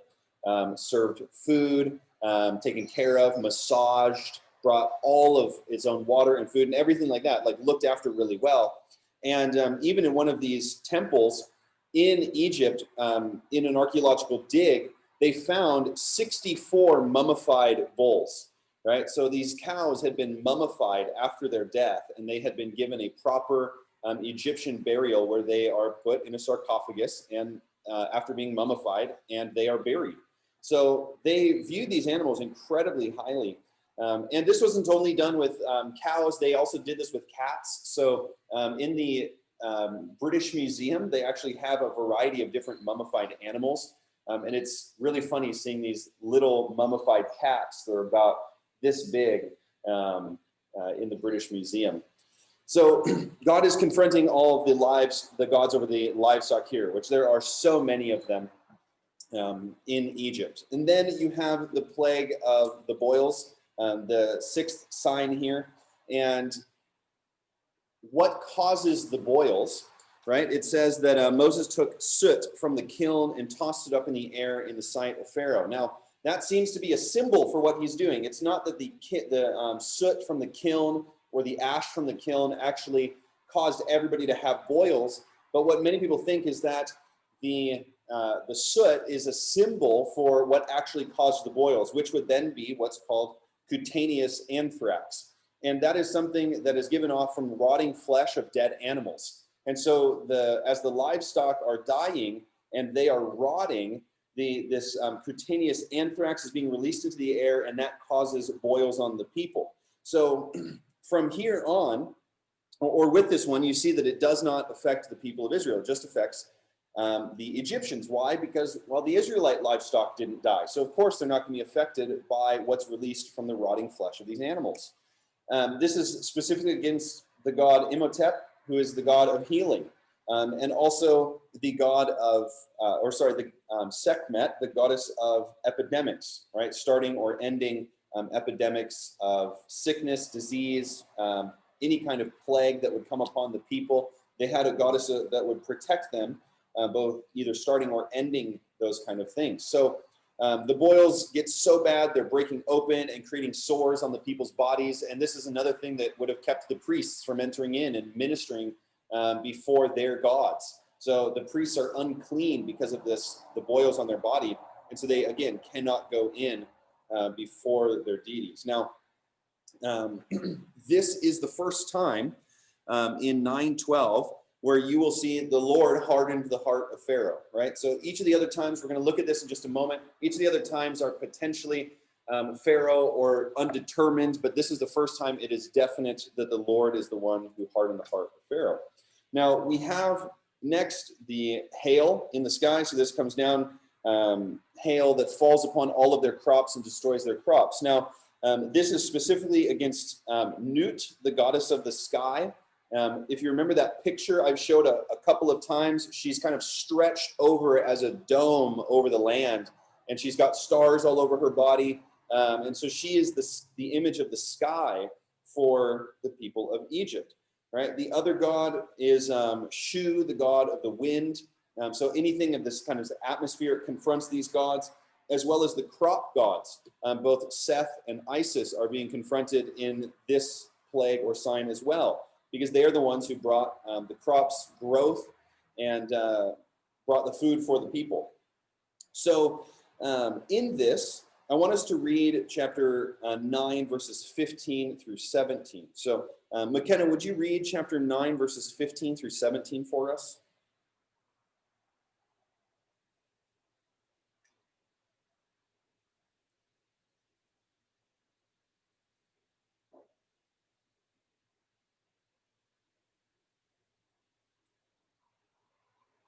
You there?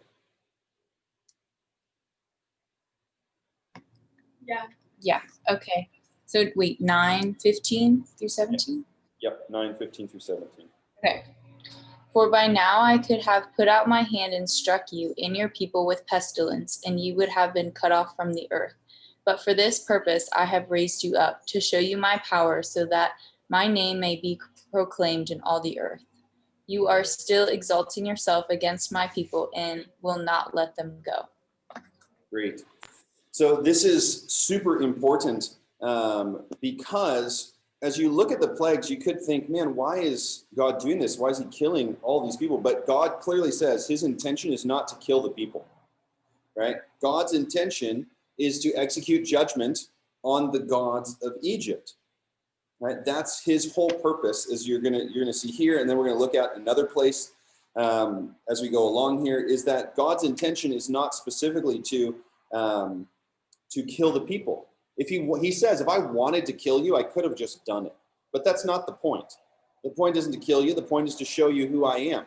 And that's what we see if you flip over to Numbers 33, or you can just write the reference down next to Exodus 9:16. You can write Numbers 33:4. And Numbers 33:4 says, while the Egyptians were burying all their firstborn whom the Lord had struck down among them, that's in the middle of a sentence. And then it says, on their gods also the Lord executed judgment. All right, so that's Numbers 33:4. You can write that next to Exodus 9:16.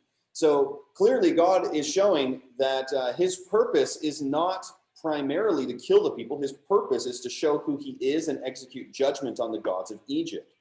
So that gives us the interpretive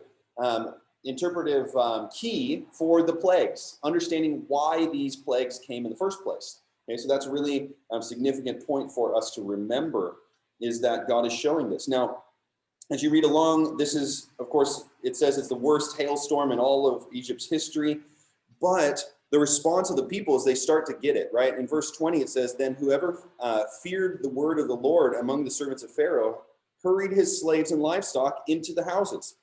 So obviously the people of Egypt are starting to get it, right? They're starting to understand the God of the Israelites is way more powerful than our gods, and they are responding accordingly, right? And we're going to see that even people come out with Israel because they believe God, Yahweh, is more powerful than their gods, and they follow the people of Israel out of Egypt, right? Now, in verse 23, it says this hail came down, and it said fire came from heaven. So Moses stretched out his staff toward heaven. The Lord sent thunder and hail, and fire ran down to the earth, and the Lord rained hail upon the land of Egypt. Now, this is not fire and brimstone. The word fire can also be translated lightning, which is where that idea of God with a lightning bolt that he's going to smite people kind of comes from.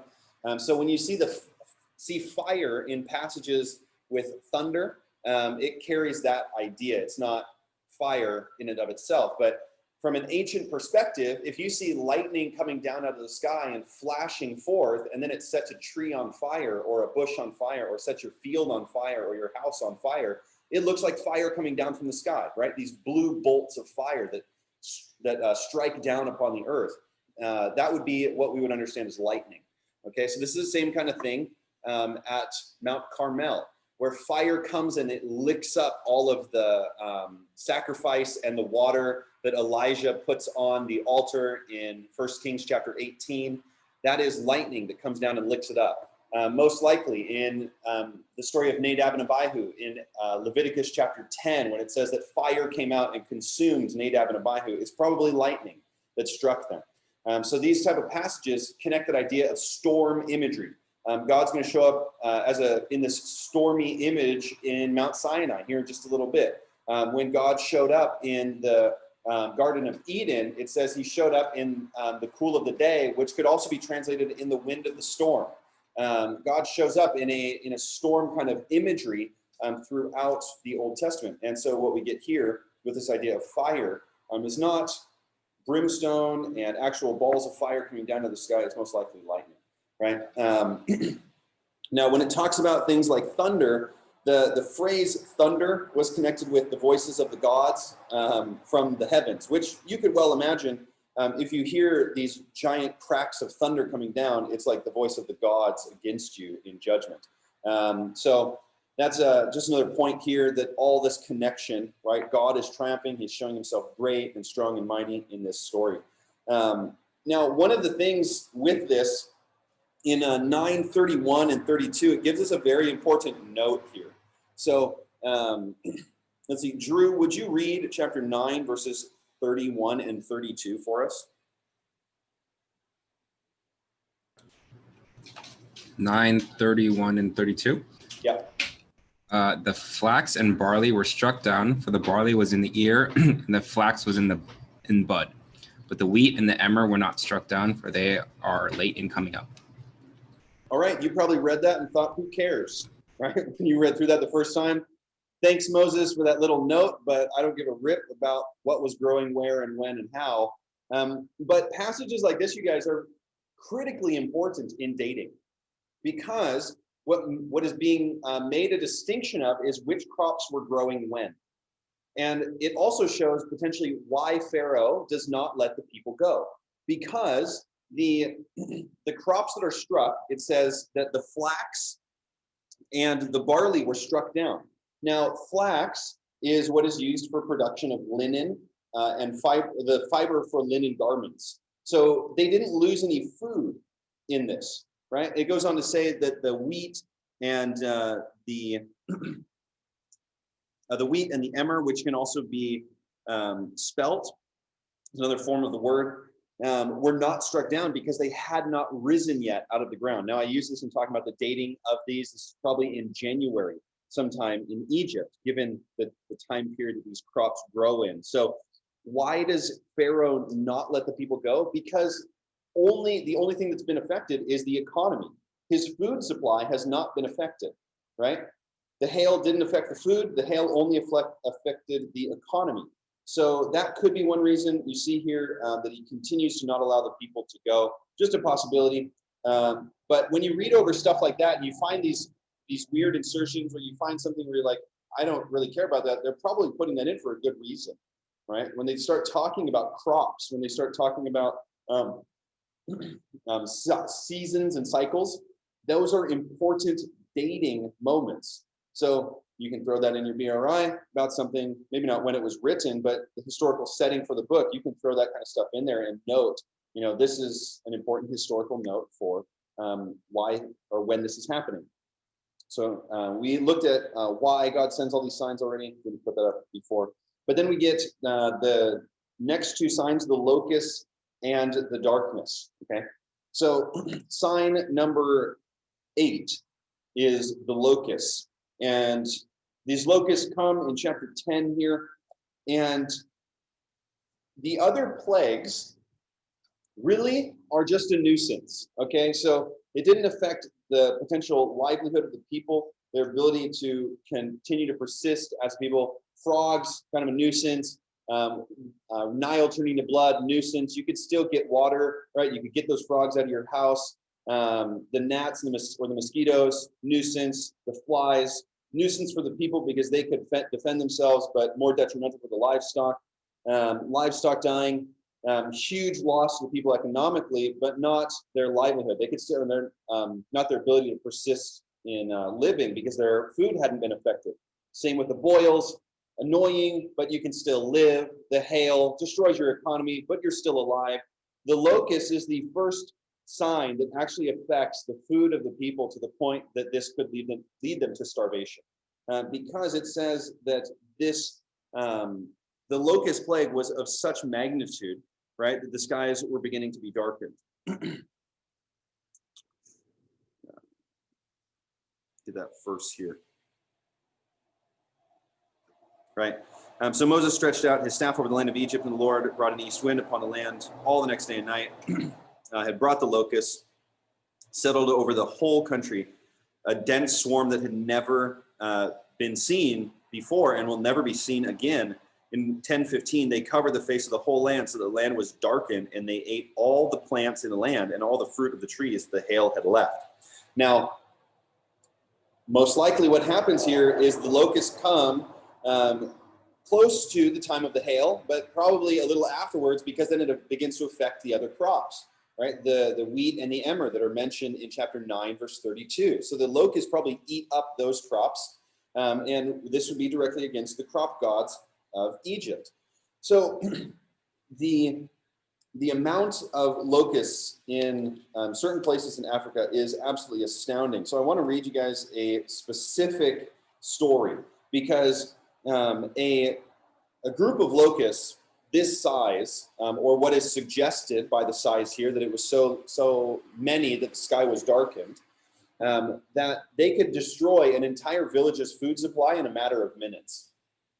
Right? There's so many of them, and the average large size swarm of locusts can be anywhere from 100 million to 200 million locusts in a 1 square mile area.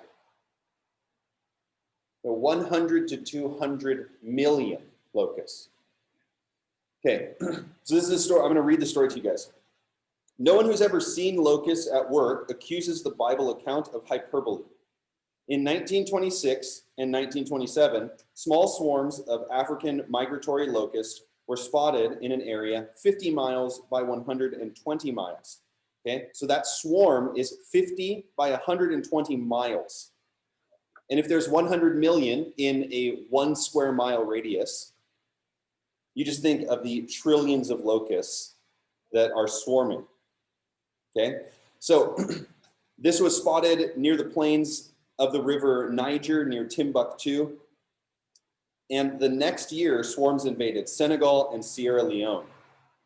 Now, 3 years later, by 1930, the whole of West Africa was flailing away at pests, but the locusts did not seem to notice. Swarms reached Khartoum, more than 2,000 miles east of Timbuktu. So the swarm of locusts in 3 years traveled 2,000 miles, turned south, spreading across Ethiopia, Kenya, and the Belgian Congo, and in 1932, striking into the lush farmland of Angola and Rhodesia, which Angola is where John Titus is from, before the plague finally sputtered out 14 years after it began. It affected 5 million miles of Africa, an area nearly double the size of the United States of America. Okay, so the plague of locusts is no small deal. These guys are destroyers of life, which is why many places in the Bible will talk about locusts in a judgment fashion, right? You're going to get the book of Joel that's going to talk about locusts and compare them to an army. The book of Revelation pulls on this image as well, because in this area of the world, this plague or these swarms of locusts that would come are the destroyers of life. They eat all of your food. They eat all of the green and all of the life from the land, and they leave it desolate and what looks like completely destroyed and abandoned. So Moses, this plague comes, And Pharaoh seemingly tries to hold on to whatever authority he has inside of this by saying, you know, you can go, but you must, in verse 10 and 11, he says, but he said to them, the Lord be with you, if I ever let you and your little ones go. Look, you have some evil purpose in mind. No, go, the men among you, and serve the Lord, for that is what you are asking. And they were driven out from the Pharaoh's presence. So Pharaoh is trying to hold on to as much as he can by just saying, okay, some of you can go, not all of you can go. And really, he's still trying to exert power and maintain his authority over the people of Egypt and over the people of Israel. And the last, or the ninth plague, or the ninth sign here, is going to be the one that is specifically against Pharaoh as a leader. And why is that? Well, because Ra is the god of the sun. And when darkness comes upon the land, they view Ra as having been withheld from coming out from the underworld, right? We talked about back in Genesis, I know it was a week ago now, or almost 2 weeks ago, but on the creation narrative, Ra goes across the sky and is chased through the underworld. And he goes every single day through the sky, back in the underworld. And if he does not rise in the morning and there's darkness all throughout the day, they have thought that Ra has not risen, right? And if Pharaoh is there in the land and Ra, the sun god, is not coming across the sky, then Pharaoh does not have the power that everybody thinks he does. So this plague is specifically against Pharaoh and Ra, the god of the sun, right? And so you see the real impact of this and God's intention of diffusing, I guess, the trust in Pharaoh as the chief deity of the people, or this God incarnate image. Now, what is the darkness that comes? It is likely a sandstorm that comes, because it says it's a darkness to be felt, right? So they feel the darkness. So many people think then it could be a sandstorm that comes and keeps the sun blotted out from the sky because it's so thick. So if God brings up the wind and kicks up the dust and the sand, that could be it. And it could be that just God darkened out the whole sky for the land of Egypt. Either way, it does not matter. The whole intention and purpose is that God is powerful enough to bring this darkness upon the land of Egypt, however that darkness came. Right, and so it exerts that authority and power over Pharaoh here. And Krister? yeah. Can I ask a quick question? Yep. Didn't God distinguish in this particular judgment between Egyptians and the Israelites? Yes, he did. So if he's bringing like a darkness like over Egypt, like it just then skipped whatever you call it, Lower Egypt or the Goshen area. Yeah, Lower Egypt. It may have been that the sandstorm was in a certain area or over a certain portion that was not where the Israelites were at, because the Israelites and Pharaoh may not have been in the exact same location. Right, so it could be that, it could, and like I said, it could be a supernatural darkness that comes over and it's just over a certain area. But it seems like there is a geographical distinction, not just like a person distinction. So rather than being something like blindness, it's probably something that affects the atmosphere because it's a darkness that is felt by the people. So, yeah. But yes, there is an intentional distinction, as there is with all of the plagues since chapter 8 with the plague of the flies in 8:22.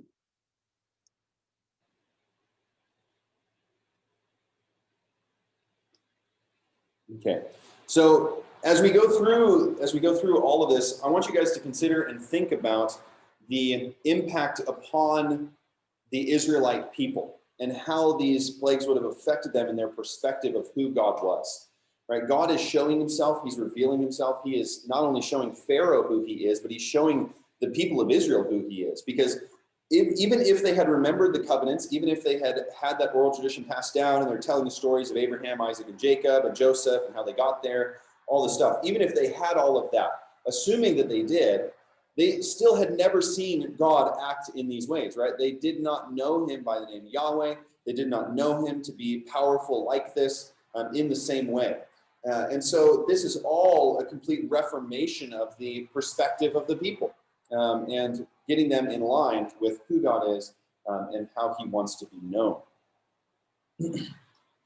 So in chapter 11, we get the final plague here, and this is going to be linked with this feast for the people called Passover.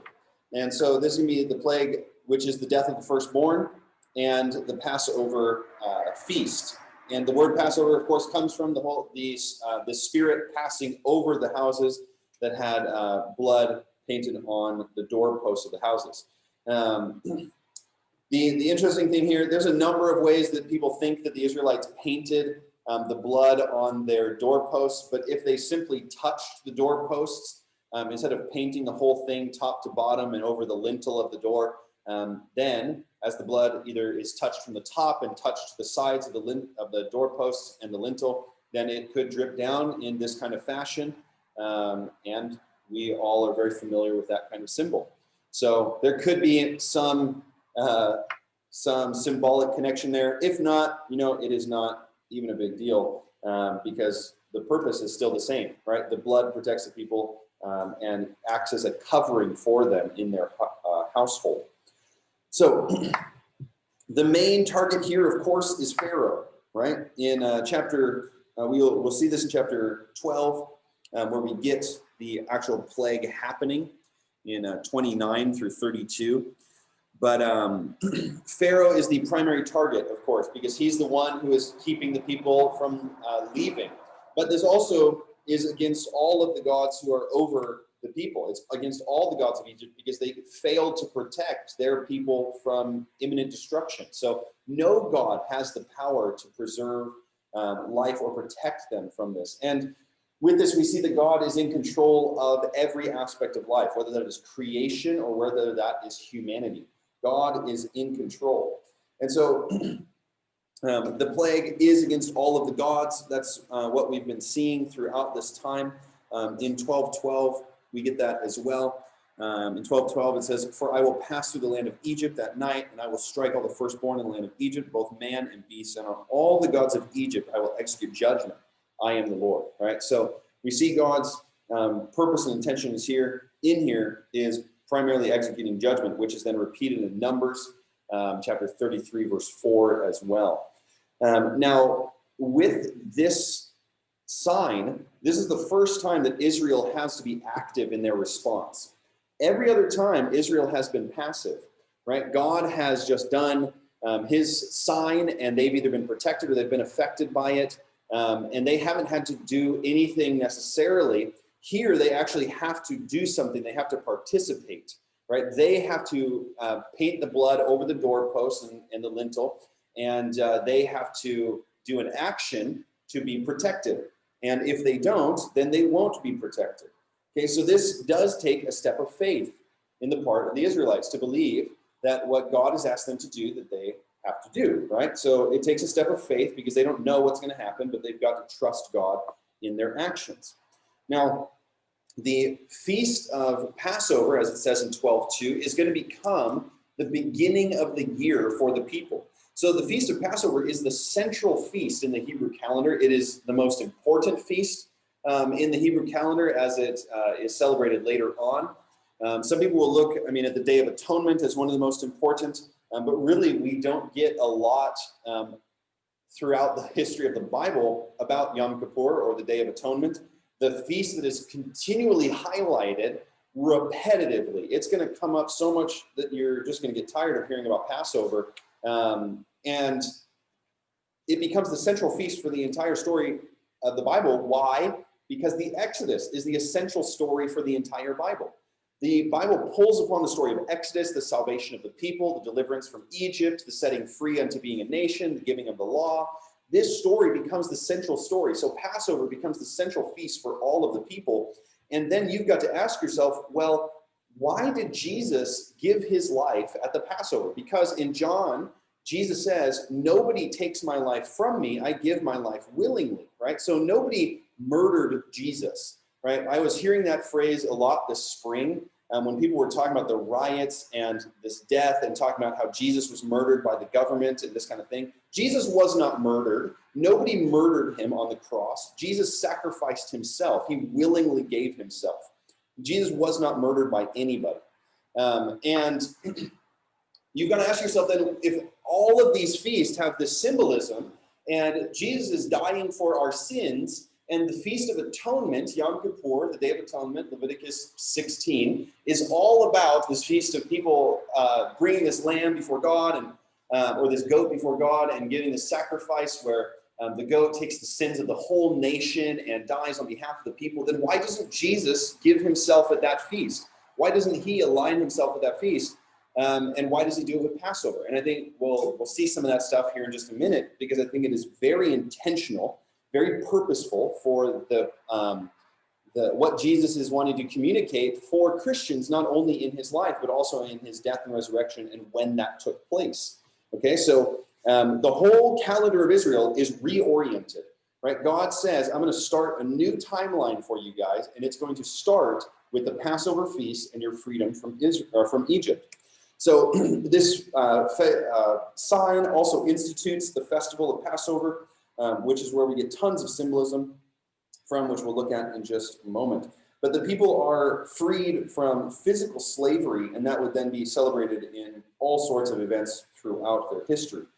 So let's look at some symbolism here, right? Or Old Testament purposes behind each one of these steps that's called for in the Feast of Passover.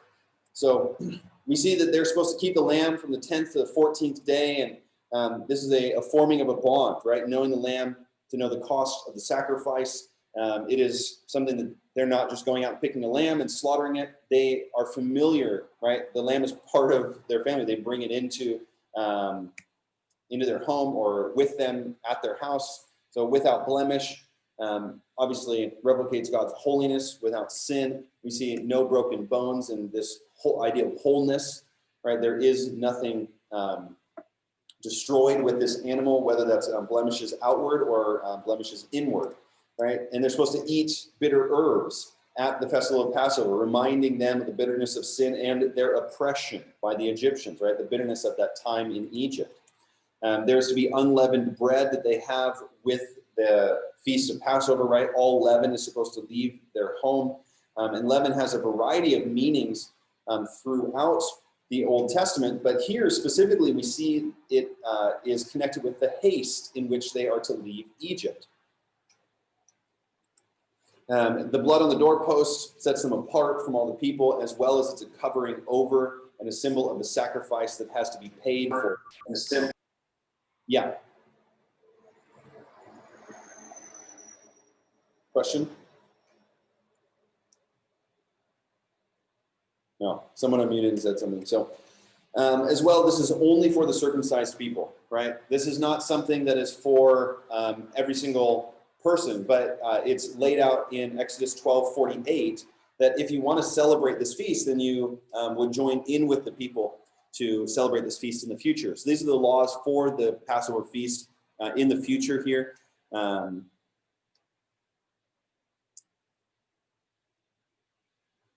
I have the wrong verse reference here.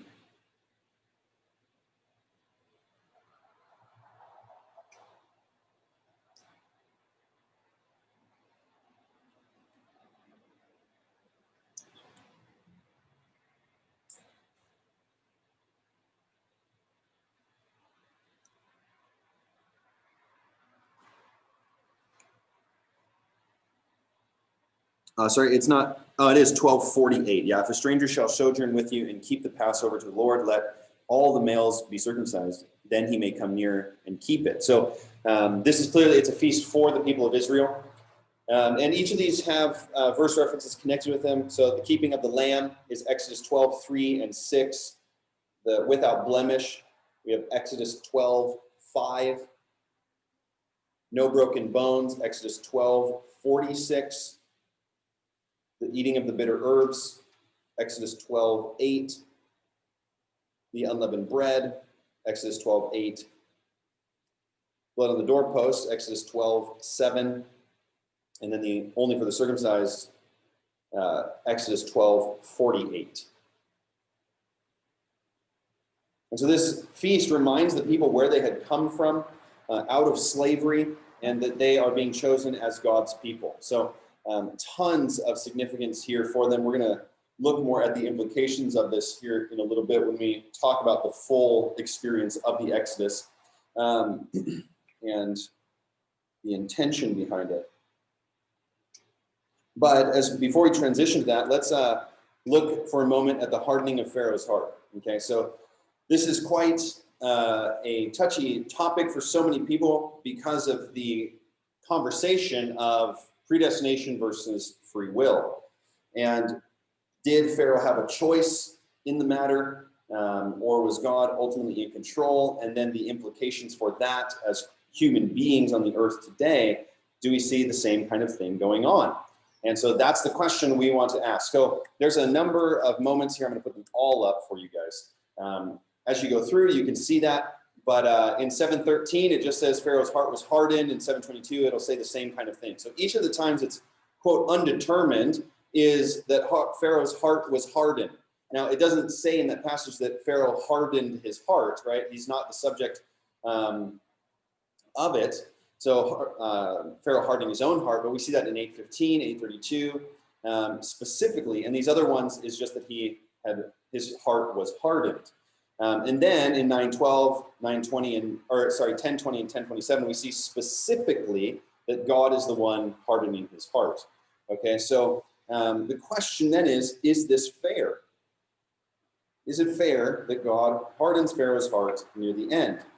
Now, what people will point out is that the undetermined passages where it doesn't put Pharaoh as the subject of the sentence, but it's undefined, that is often seen as Pharaoh hardening his heart. Okay, most people will take it that way, and if that is the case, then what you see then is that Pharaoh hardens his own heart more often than God does it.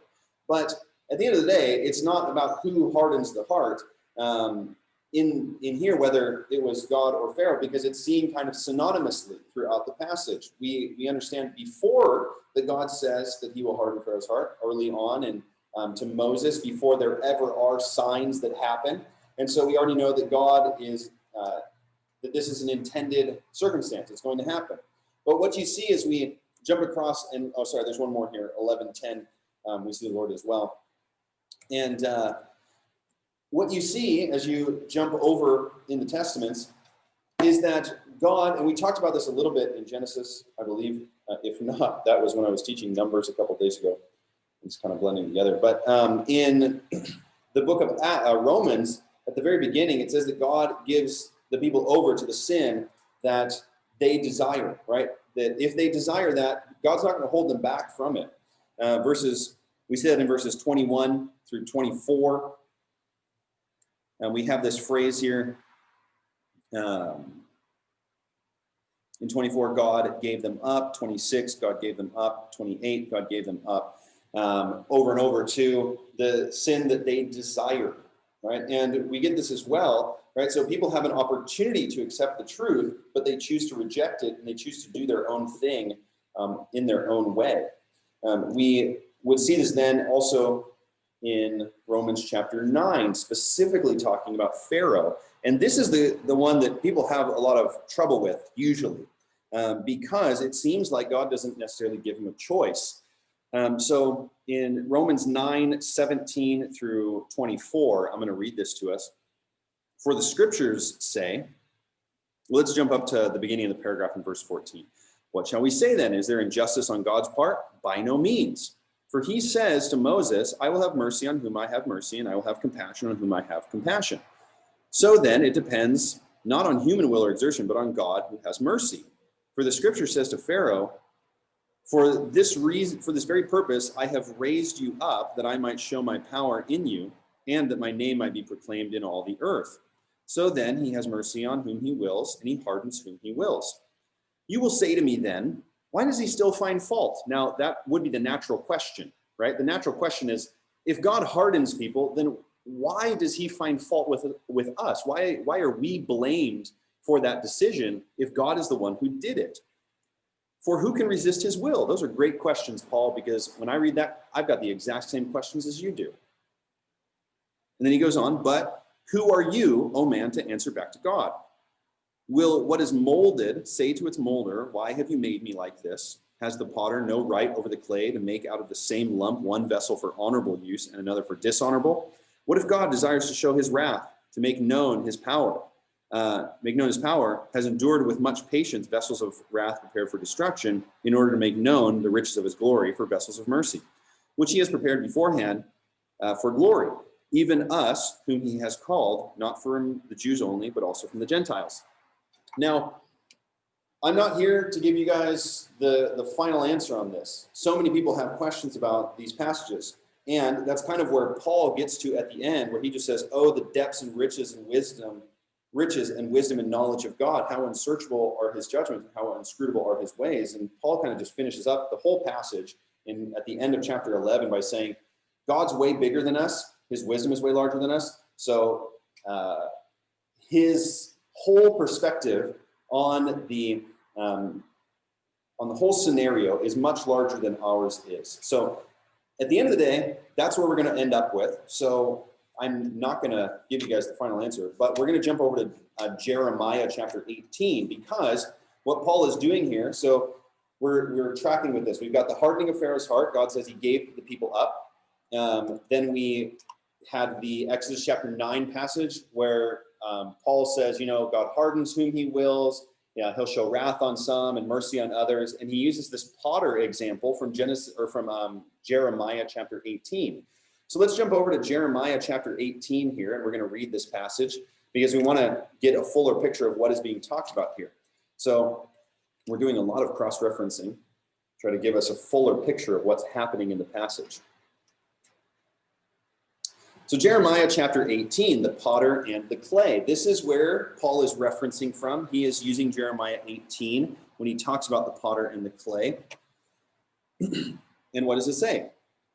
I'm going to read this paragraph, Jeremiah 18, and I'm going to read 1 through 11. The word that came to Jeremiah from the Lord: Arise, go down to the potter's house, and there I will let you hear my words. So I went down to the potter's house, and there he was working with his wheel, and the vessel he was making of clay was spoiled in the potter's hand, and he reworked it into another vessel, as it seemed good to the potter to do. Then the word of the Lord came to me: O house of Israel, can I not do with you as the potter has done, declares the Lord? Behold, like the clay in the potter's hand, so are you in my hand, O Israel. If at any time I declare concerning a nation or a kingdom that I will pluck up and break down and destroy it, and if that nation concerning which I have spoken turns from its evil, I will relent of the disaster that I intended to do to it. And if any time I declare concerning a nation or a kingdom that I will build up and plant it, if it does evil in my sight, not listening to my voice, then I will relent of the good that I have intended to do to it. Now, therefore, I say to the men of Judah and to the inhabitants of Jerusalem, thus says the Lord, behold, I am shaping disaster against you and devise a plan against you. Return, every one of you, from his evil ways and amend your ways and deeds. And then it goes on, but they will say, this is in vain. We will follow our own plans, and will everyone act according to the stubbornness of his evil heart. Now, in all of these passages, what is shown is that man has the opportunity to be the clay that runs in the hands of God. But everybody also has the opportunity to be the clay that does not run in the hands of God and is misshapen and destroyed and has to be reformed into another vessel. And so the whole deal with Pharaoh and what is being seen here is, yes, God is aware of those who are going to run in his hands and those who are not going to run in his hands. But there is still a dynamic that it is man's choice of whether they will be the clay that can be shaped by God or the clay that has hardened themselves and can no longer be shaped by God. So there is, what I'm wanting to show you guys is there is so much more to this conversation than just did God do it or did he not, because the Bible will say both, right? It'll say it was on Pharaoh and it was on God. And so with this, the point at the very beginning of this and all through the story is that Pharaoh had the opportunity to humble himself. He had the opportunity to repent. He had the opportunity to not be hardened by God. And clearly he's presented with that choice over and over and over, right? He could let the people go, but he hardens his own heart, and then God gives him over to that hardening. Now, of course, one thing you have to realize is that this is written down after the fact, okay? So it's not like Moses goes and he comes before Pharaoh, the plague happens, and then he goes back home and he writes down the next one. He's right, all right, the frogs, okay, here we go. And then he goes out and the gnats come, and after the gnats, he goes home and he writes down the little sign of the gnats in the book of Exodus. And then he goes out and the flies come and he writes it down. It doesn't happen like that, right? Moses has experienced this whole thing, this whole scenario, and then years later or months later, who knows exactly when, but after the event, he reflects upon it and he says, this is how it happened, right? And so he's writing with a hindsight perspective of how God moved in the situation and of Pharaoh's response to the situation. So what we see throughout this time is that God's sole intention and purpose is not primarily to destroy all the people of Egypt. His purpose and intention is to help them to know who he is. And that is exactly what we see happens, right? We're going to see clearly that's what happens later on. So in all of this, I've talked about it a little bit, but the Hebrew thought is a holistic thought, that God is involved in each area of our lives. So whether it was an east wind that brought the locusts to chomp on all the food of the Egyptians, or whether it was just a supernatural hand that brought it, either way, it was God. Why? Because God is over all of creation. So regardless of how it happened, God is the one who did it.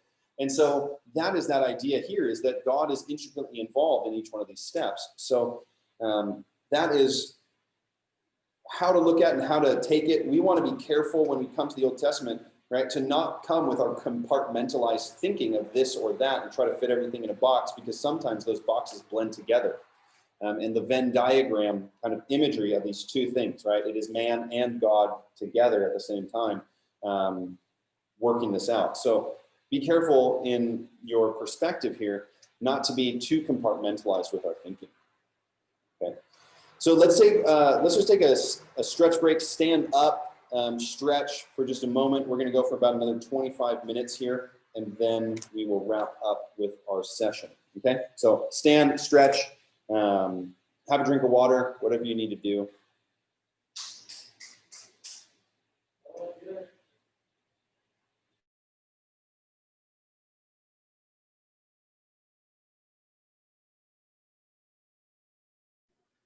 Christopher, I have a super quick question. Yeah, go ahead. Well, what are the relationship between Exodus 5:1-2? I think I love that part. What is the connection between Exodus 5:1-2? Yeah, 1 and 2. Between Charles. Yeah, because that references the question that God is answering the entire set of the plagues.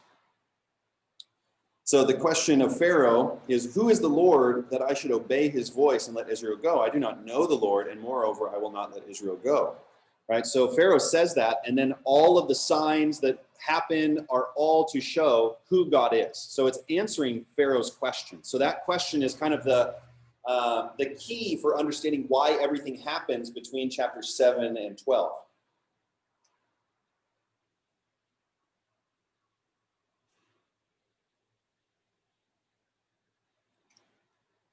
All right, everybody, come back to your seats. It was just a short stretch break. We're only going to go for about another 20, 25 minutes or so, and then we will be done for today.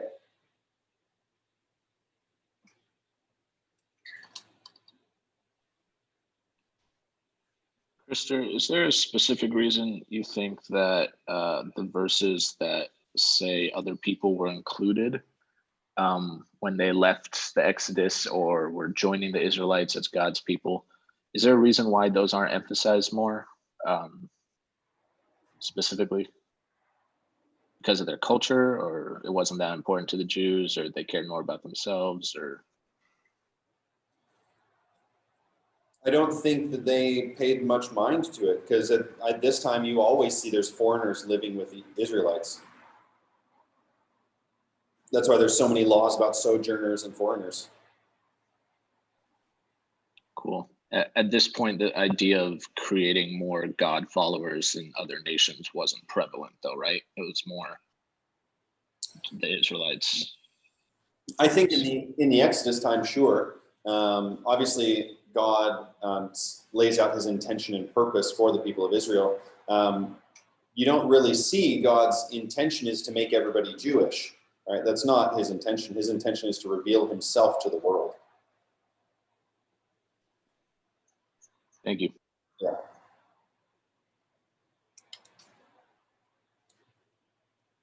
Okay, so let's continue on here. Pick back up.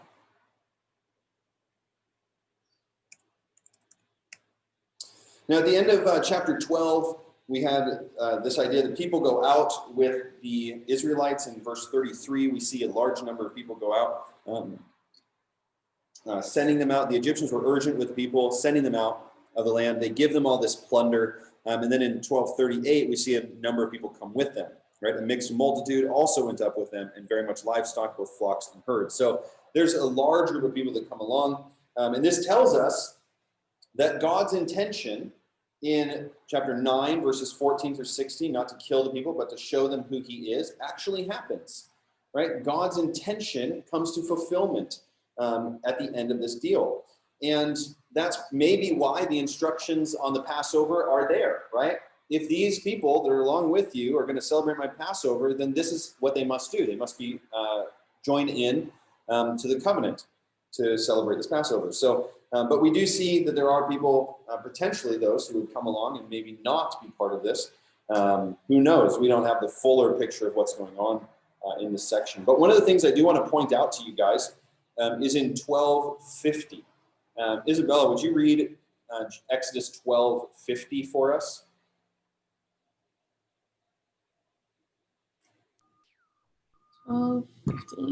All the people of Israel did just as the Lord commanded Moses and Aaron. Great. So what does this show us? What does this phrase show us? You can answer that, Isabella. Sorry, what did you say? What is this verse? Oh, everyone was obedient Great, obedience. to the Lord. Yeah.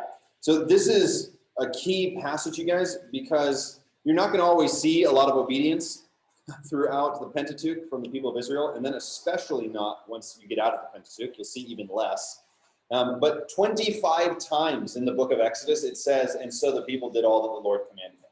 Right, so you can pick up on those references. You can do an observation on repeated phrase and interpret that, but it comes up 25 times. So pay attention where that comes up and when it comes up and how and the context it comes up, because it really shows the obedience of the people in this time. And I think it gives a call upon their generation, but also on later generations as well, including us, to be people who exhibit radical obedience to the Lord, right? We see that clearly laid out throughout the book of Exodus and the Pentateuch. So the people go out, they celebrate this Feast of Unleavened Bread, and they have the pillar of cloud and fire that lead them out of Egypt until they come to the crossing of the Red Sea. So this passage is super important for the book of Exodus, because this is the pivot point, right, where they're going to make a huge transition from being basically in Egypt. And that transition, of course, happened in chapter 12, but this is where we're really going to see the major step of freedom for the people. And this is going to be one of the greatest acts of physical deliverance in the entire Bible, is the crossing of the Red Sea, where God destroys the Egyptians that come into the water after them and brings Israel safely out onto dry land on the other side. So what are the purposes of this? Well, we get a number of purposes behind it. The first really is destroying the threat of Egypt to Israel. As they come out of the land, they come out safely, and there is no longer a threat to them. We don't see Egypt pursuing them whatsoever throughout the rest of the Pentateuch. And it as well acts as a witness to the surrounding nations, right? So God had said in 9:16 and in 14:4, he says, that all of the people will know, right? In verse 14:4, he says, and the Egyptians shall know that I am the Lord, right? Now that kind of testimony goes before Israel for the next 40 years, that when they go in to spy out the land of Canaan, and these spies go into Jericho and they talk to Rahab, she says to them, oh, we know what your God did at the Red Sea. Right? So 40 years later, people are still talking about this. So really the act here is a witness of who God is, not just in freeing his people, but it also is a witness to all the other nations around them of who Yahweh is as a God. So that is a huge witness and testimony. And as well, yeah, it shows Israel who their God is as their own people. So they've been learning all throughout the opening chapters of Exodus who God is and how he wants to interact with them. Now, the people of Israel, obviously, they come to the edge of the Red Sea. They're kind of stuck. They have nowhere to go. And the people see the Egyptians coming. And they say to Moses, is this not what we said to you in Egypt? Leave us alone that we may serve the Egyptians, for it would have been better for us to serve the Egyptians than to die in the wilderness. And this is, so telling of them. This is going to be a commonly repeated phrase of the Israelites towards God and towards Moses. But this is one of these things that we let get stirred up in our own hearts when we face trials or circumstances or challenging situations, right? We often think, when we're facing something difficult, maybe it's not God, and I want to go back to the comfortable place I was with the Lord. But God brings us through these challenging situations because he's taking us somewhere, right? To enter into the promises of God is not always a comfortable process. And sometimes it takes incredible levels of discomfort to get there. And that's what you see here. The people are super uncomfortable in and of themselves and trust in the Lord. But God's response to the people in 13 and 14, I think, is really profound for us. And it says, and Moses said to the people, fear not, stand firm and see the salvation of the Lord, which he will work for you today. For the Egyptians whom you see today, you will never see again. The Lord will fight for you, and you have only to be silent. And I think that this is an incredibly powerful moment for the people, because this is exactly what we see God is going to do, right? He's going to fight on their behalf. He's been doing this all the beginning of the book. He's been showing up, and he has been the one doing it. And this is the same kind of thing for us as well with Christ, right? God freed the people of Israel from their taskmaster of slavery. He brings them out of the land to cross the Red Sea, to go to Mount Sinai to receive the covenant at the presence of God written on tablets of stone, and to build the tabernacle, the dwelling place of God in their midst. And here we see that, and what we see in the New Testament is the Christian parallel, where Jesus gives his life at the Passover feast, the same feast of deliverance. And he goes up on a cross to die, to deliver the people from their sin, right? So instead of the slave master of the Egyptians, the slave master of sin is what Christ comes to deliver us from. And in the same way that Moses stands up and raises his arms and his staff in the sky, and God splits the Red Sea, so Jesus raises up his arms stretched out on the cross to open up the Red Sea of his blood, that all of humanity can pass through and be cleansed from sin, just like Israel passes through the Red Sea. And the slave master that enslaved them was destroyed in the Red Sea. And so we pass through baptism in Christ's blood onto freedom on the other side of the Red Sea. And we go to Mount Sinai the same way Israel did. But this time we have the tablets written on our hearts. And instead of building a tabernacle for God's presence, we become the tabernacle of God's presence. And so the Exodus story is so divinely connected with the Christian story of salvation and our whole process. And so this book is not just a fun story in the Old Testament where God does some really dramatic things. This is the story of the Bible. The book of Exodus is so profound because this is the story of the entire Bible, is God's salvation for his people from sin and from slavery, to make a relationship with them and to dwell in their midst as their God. That's the whole point. And that's why the book of Exodus ends with such a climax of God filling the tabernacle and dwelling with his people. So don't miss the parallels, you guys. And I think that is so clearly why Christ gives his life and resurrects at the Passover feast, because his death and resurrection is not only tied with deliverance from sin, it's tied with deliverance from sin unto relationship with God as a people that he wants to make his dwelling in their midst. So just some powerful, powerful parallels here. Not only do you have the Christian parallels with the story of Exodus, you also have the creation parallels. Because in the same way that God, you see in Genesis 1, right, with the pillar of fire is like light coming out of the darkness in day 1 of Genesis. The waters are divided and dry land comes out on day 2. The people pass through the dry land unto a new creation where they come out on the other side to be a people of God, the same way Adam and Eve are brought out, or Adam is brought out of the land, right? In that same way, they pass through the Red Sea. So out of the waters of chaos come a new creation. This is the same story as Noah as well, right? He comes out of the waters of chaos onto dry land. And so the parallels are so incredibly clear as it talks about Israel crossing through on dry land, the same way that dry land came out of water in Genesis 1. So you guys, the literary parallels are endless. And we can make so many connections. But all of this to be said, right? God is setting this people apart to be a family for him, to be his people, and to set them up as his nation. So they come out, right? We have the song of Moses in chapter 15. And then you start to run into these issues with the bitter water. So we talked through this, God's desire for freedom for his people, Jesus parallels, that kind of stuff. And then we have bitter water here in chapter 15 in the Song of Moses. And the people already are complaining, but of course they need water. And so of course God provides for them, right? And he makes the bitter water sweet. And that's what we're going to continue to see, is God's provision for his people.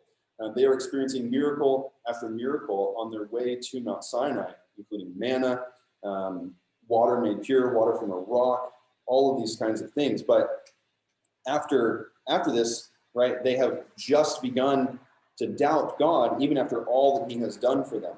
And God provides so generously for them. And I think the lesson really to be learned here is, what is our attitude towards God's provision for us? You know, if it's not what we want him to provide, or not how we want him to provide, are we grateful for the provision of God that he gives to us? And do we remember who he is and trust that he will come through the way he has in the past? And just I think it's important here as we see Israel is being refined by God. And here, God shows up and he provides for the people. He doesn't execute judgment and plagues upon them, but it's after they have gone through so much of God's provision, after they have made the covenant with God, that then we see the adverse response, where the people are going to be judged because of their faithlessness in who God is, after they have so clearly seen seen the revelation of who God is. So this is the route they probably take. This is just potential. No one really knows exactly where Mount Sinai is. Jebel Musa on the Sinai Peninsula is the traditional location, but that tradition is from the 4th/5th century AD. So 500 years after Jesus is when that mountain really began to be the traditional place. The land of Midian, as you see on the other side of the Gulf of Aqaba, some people see that potentially could be the place that they crossed the Red Sea at. That could be where they were at Mount Sinai, potentially. But that could make sense because that's where Moses was, right? Moses was in the land of Midian. He was tending flocks in the land of Midian. And that's just potential there. Because if Moses is in Midian, the Sinai Peninsula has never been called the land of Midian. But there's all sorts of discussion around this, and people are unsure exactly where it is, but this is the most likely traditional route. So yeah, someone might have a question. Microphone, come on. Okay. So I'm going to hold off for now on talking about the law, because we'll make a strong transition in chapters 19 through basically the rest of the book.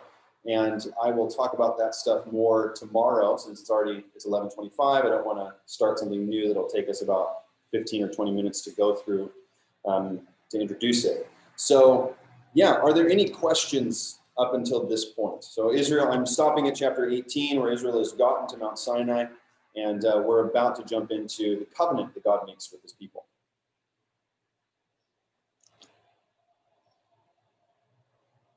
Okay. Amen. So you guys.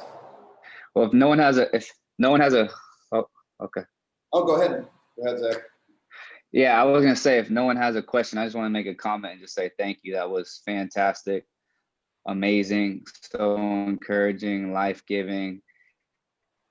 I could run through about 10 walls right now. So we appreciate you big time, bro. Thank you. Amen.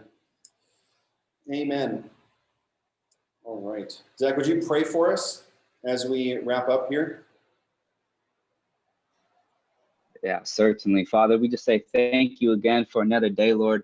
We just are engulfed by your word, Lord. It truly is living and speaking. It's guiding us, Lord. And we just say thank you, Lord, that we can know you through your word, Jesus. How rich and amazing this season is to see you in it all, Lord, to see your heart in it all, Lord, bringing slaves into sonship. We see your Father's heart all through Genesis and Exodus, God. How in love you are with your children and your firstborn Israel. So, Father, we just say thank you. The day goes on, Lord, you would continue just to remind us of your timeless truths and refresh us with those, Lord, the words over our life, God, those things that you want us to really just meditate on as we do these charts, Jesus. So we just say thank you, and we say thank you that we can do something like SBS, not our own, but with you, Lord. So we bless you in Jesus' mighty name. Amen. Amen. Thank you so much. All right, guys, enjoy the book of Exodus. As you go in and as you chart this stuff, don't forget to chart it inside of its historical context and literary context as well. So I'll see you guys later. Have a good afternoon. Enjoy charting Exodus. Hey, Krister. Thank you. Krister. Yep. Oh, I had a question about, like, what were you saying about, like, him in, like, the Egyptians being included in, like, the Exodus? Like, I think I missed what you were saying there. Oh, so 1238.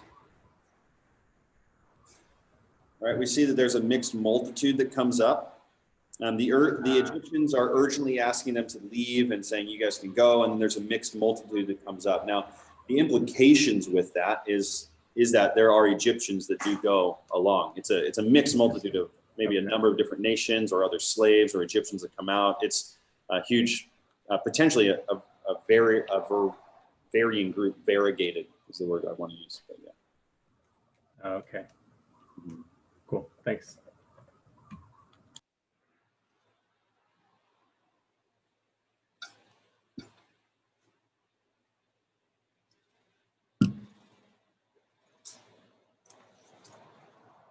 See you guys later.